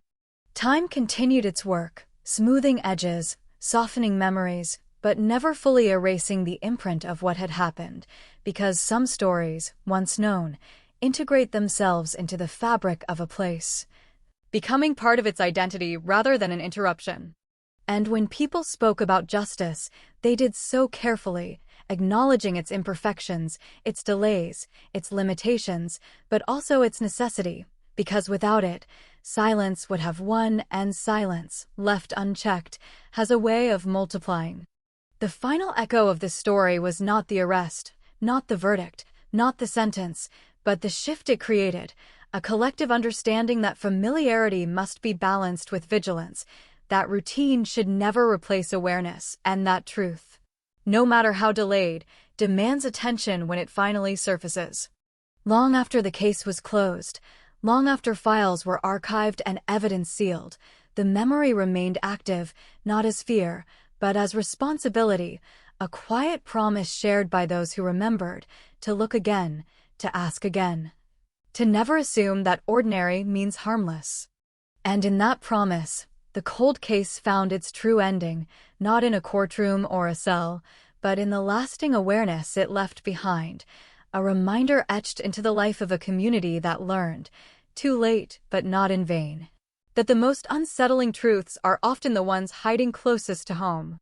There was no official chapter labeled after the end, no appendix, no closing statement stamped onto the file, yet the story kept breathing in the margins of everyday life, in the pauses between conversations, in the way people hesitated before saying a neighbor's name, in the instinctive glance over a shoulder that lingered half a second longer than it used to. The town did not become paranoid, not exactly, but it became alert in a quieter, more disciplined way, a place where familiarity was no longer mistaken for certainty, where routine was respected but never trusted blindly, and that shift, subtle as it was, marked the deepest legacy of what had happened.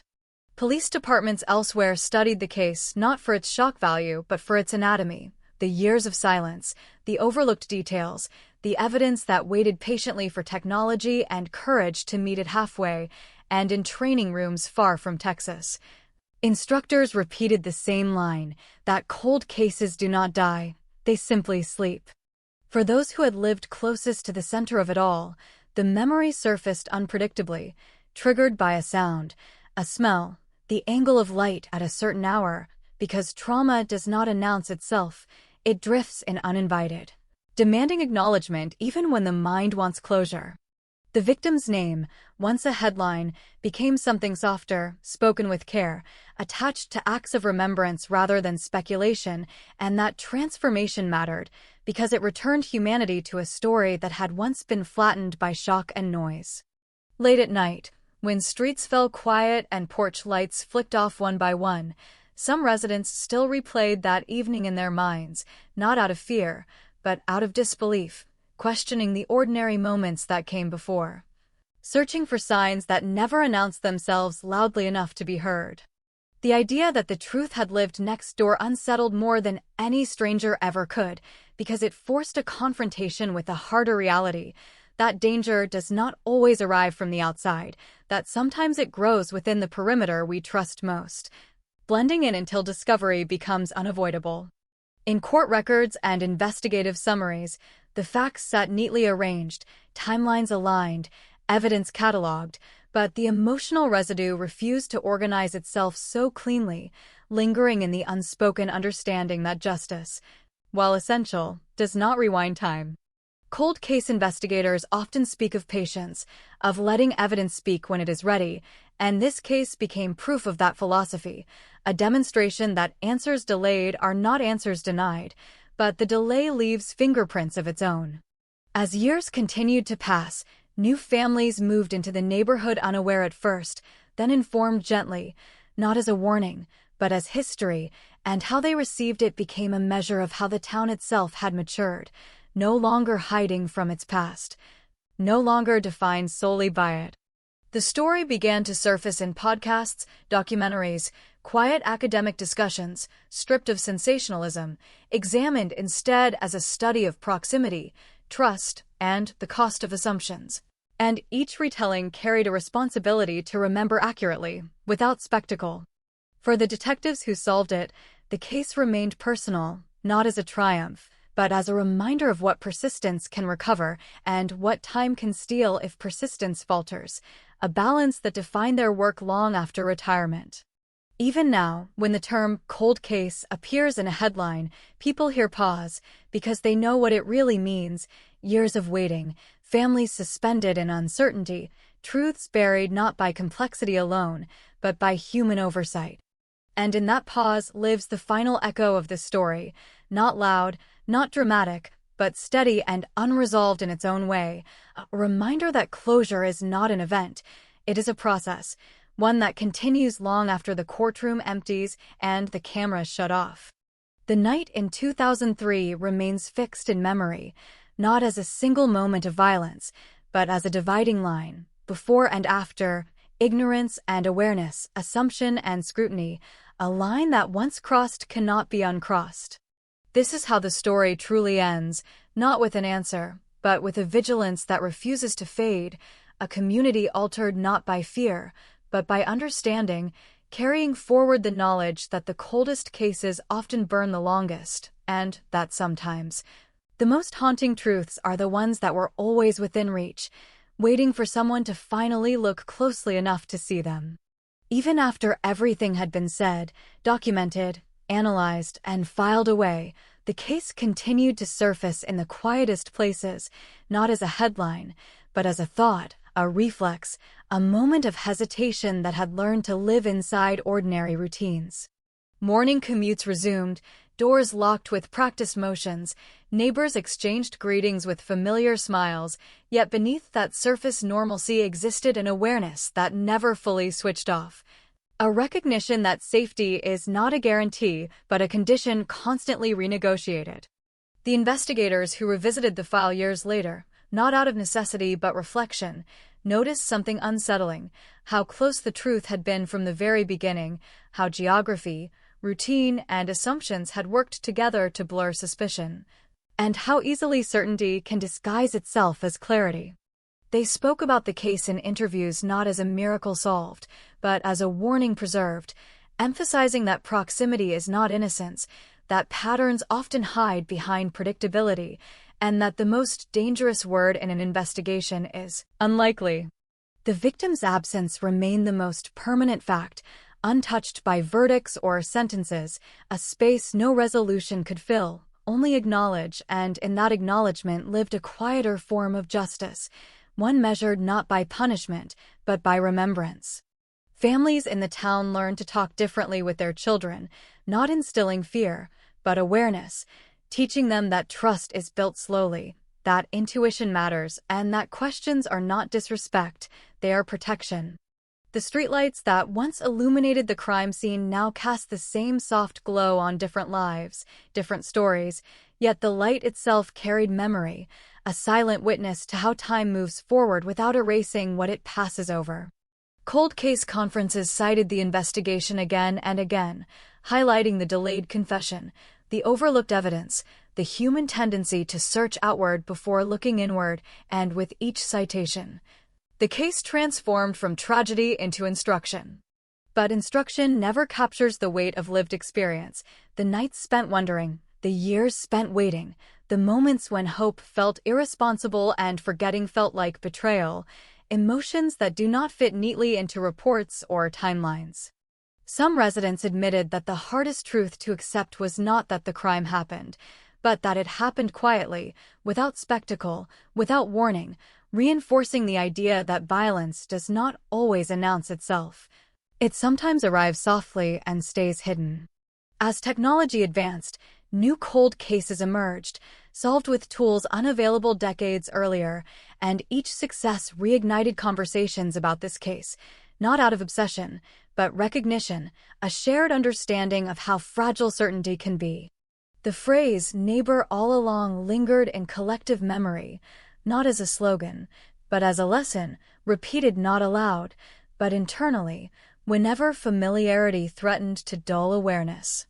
Years later, when asked what the case ultimately changed, one detective answered without hesitation, saying it changed how they listened, how they interpreted silence, how they treated the absence of evidence not as reassurance, but as a question demanding patience.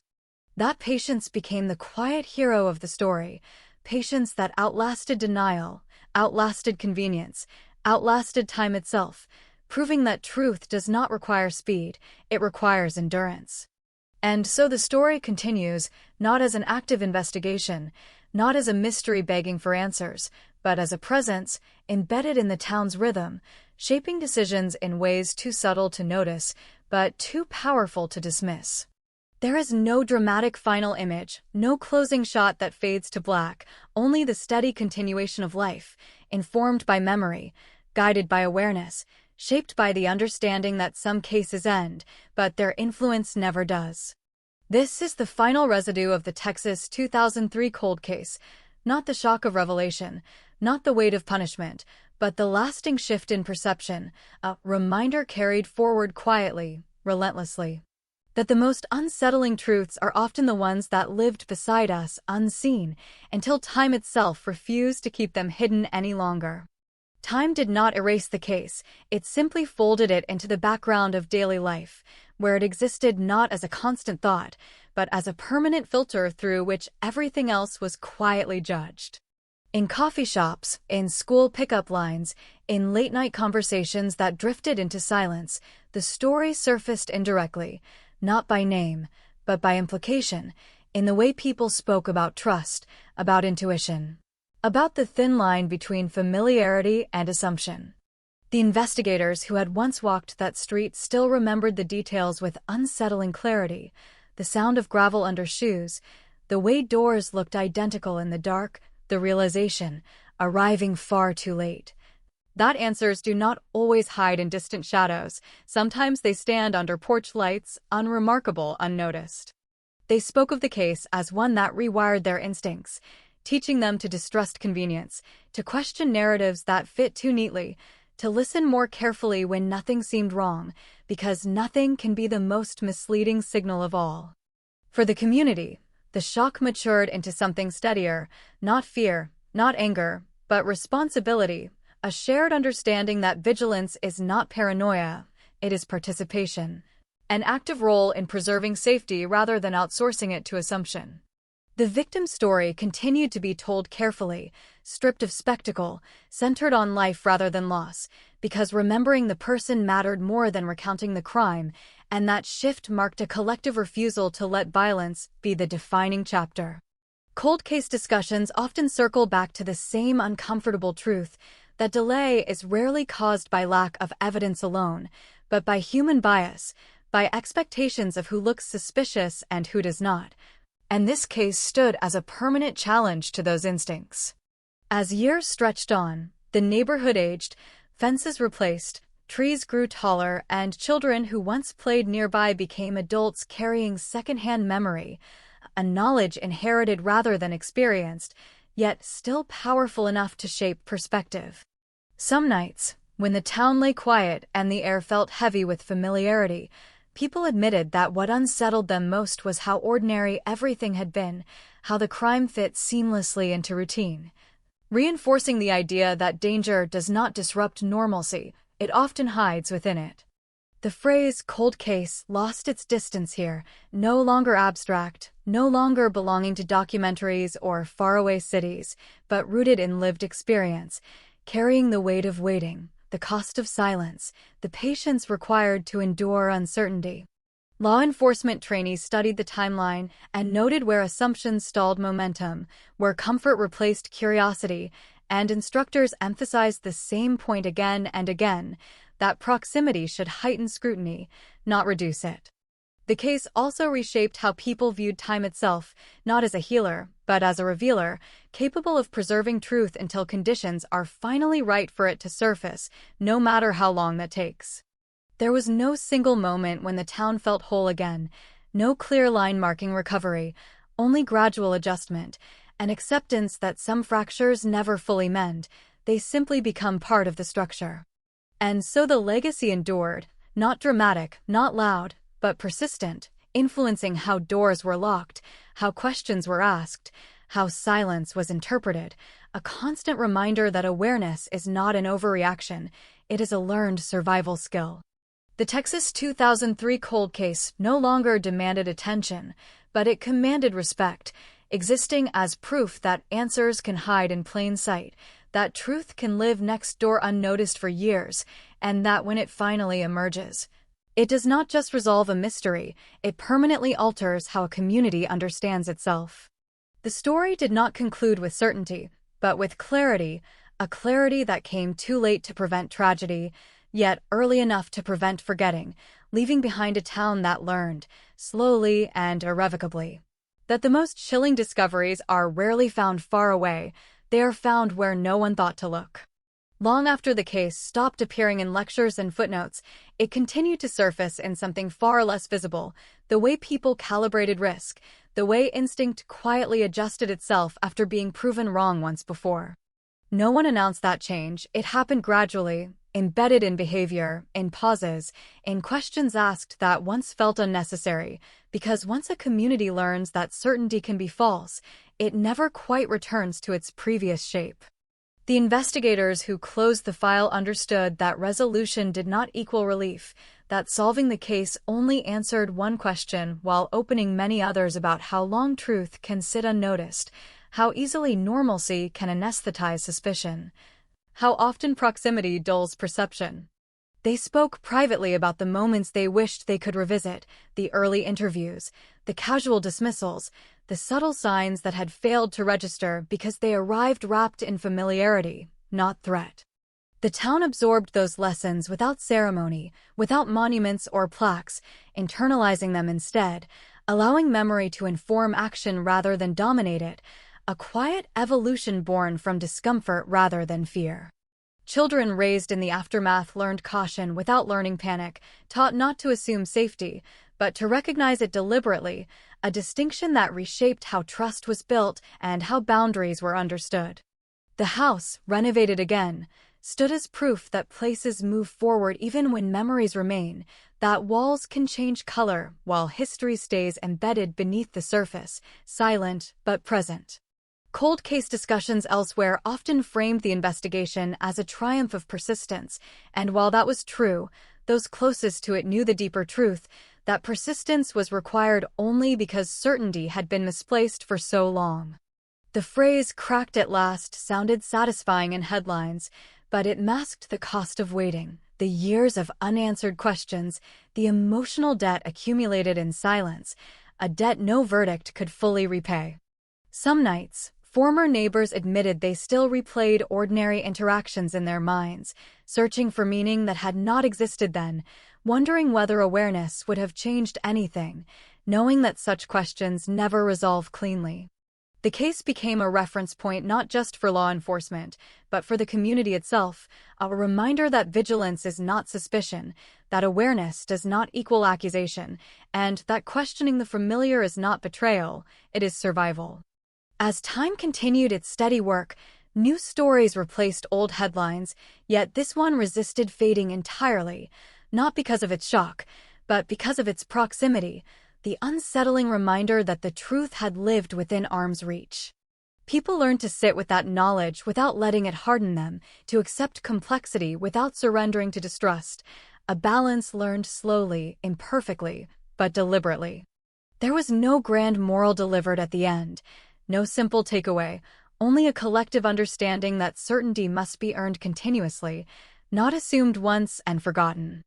And so the case lived on, not as an open wound, but as a scar that informed movement, flexible enough not to restrict life, visible enough not to be ignored. The Texas 2003 cold case ended on paper years ago, but in practice, it never truly ended. It transformed, embedding itself into the instincts of those who remembered, shaping how they saw the world just enough to matter.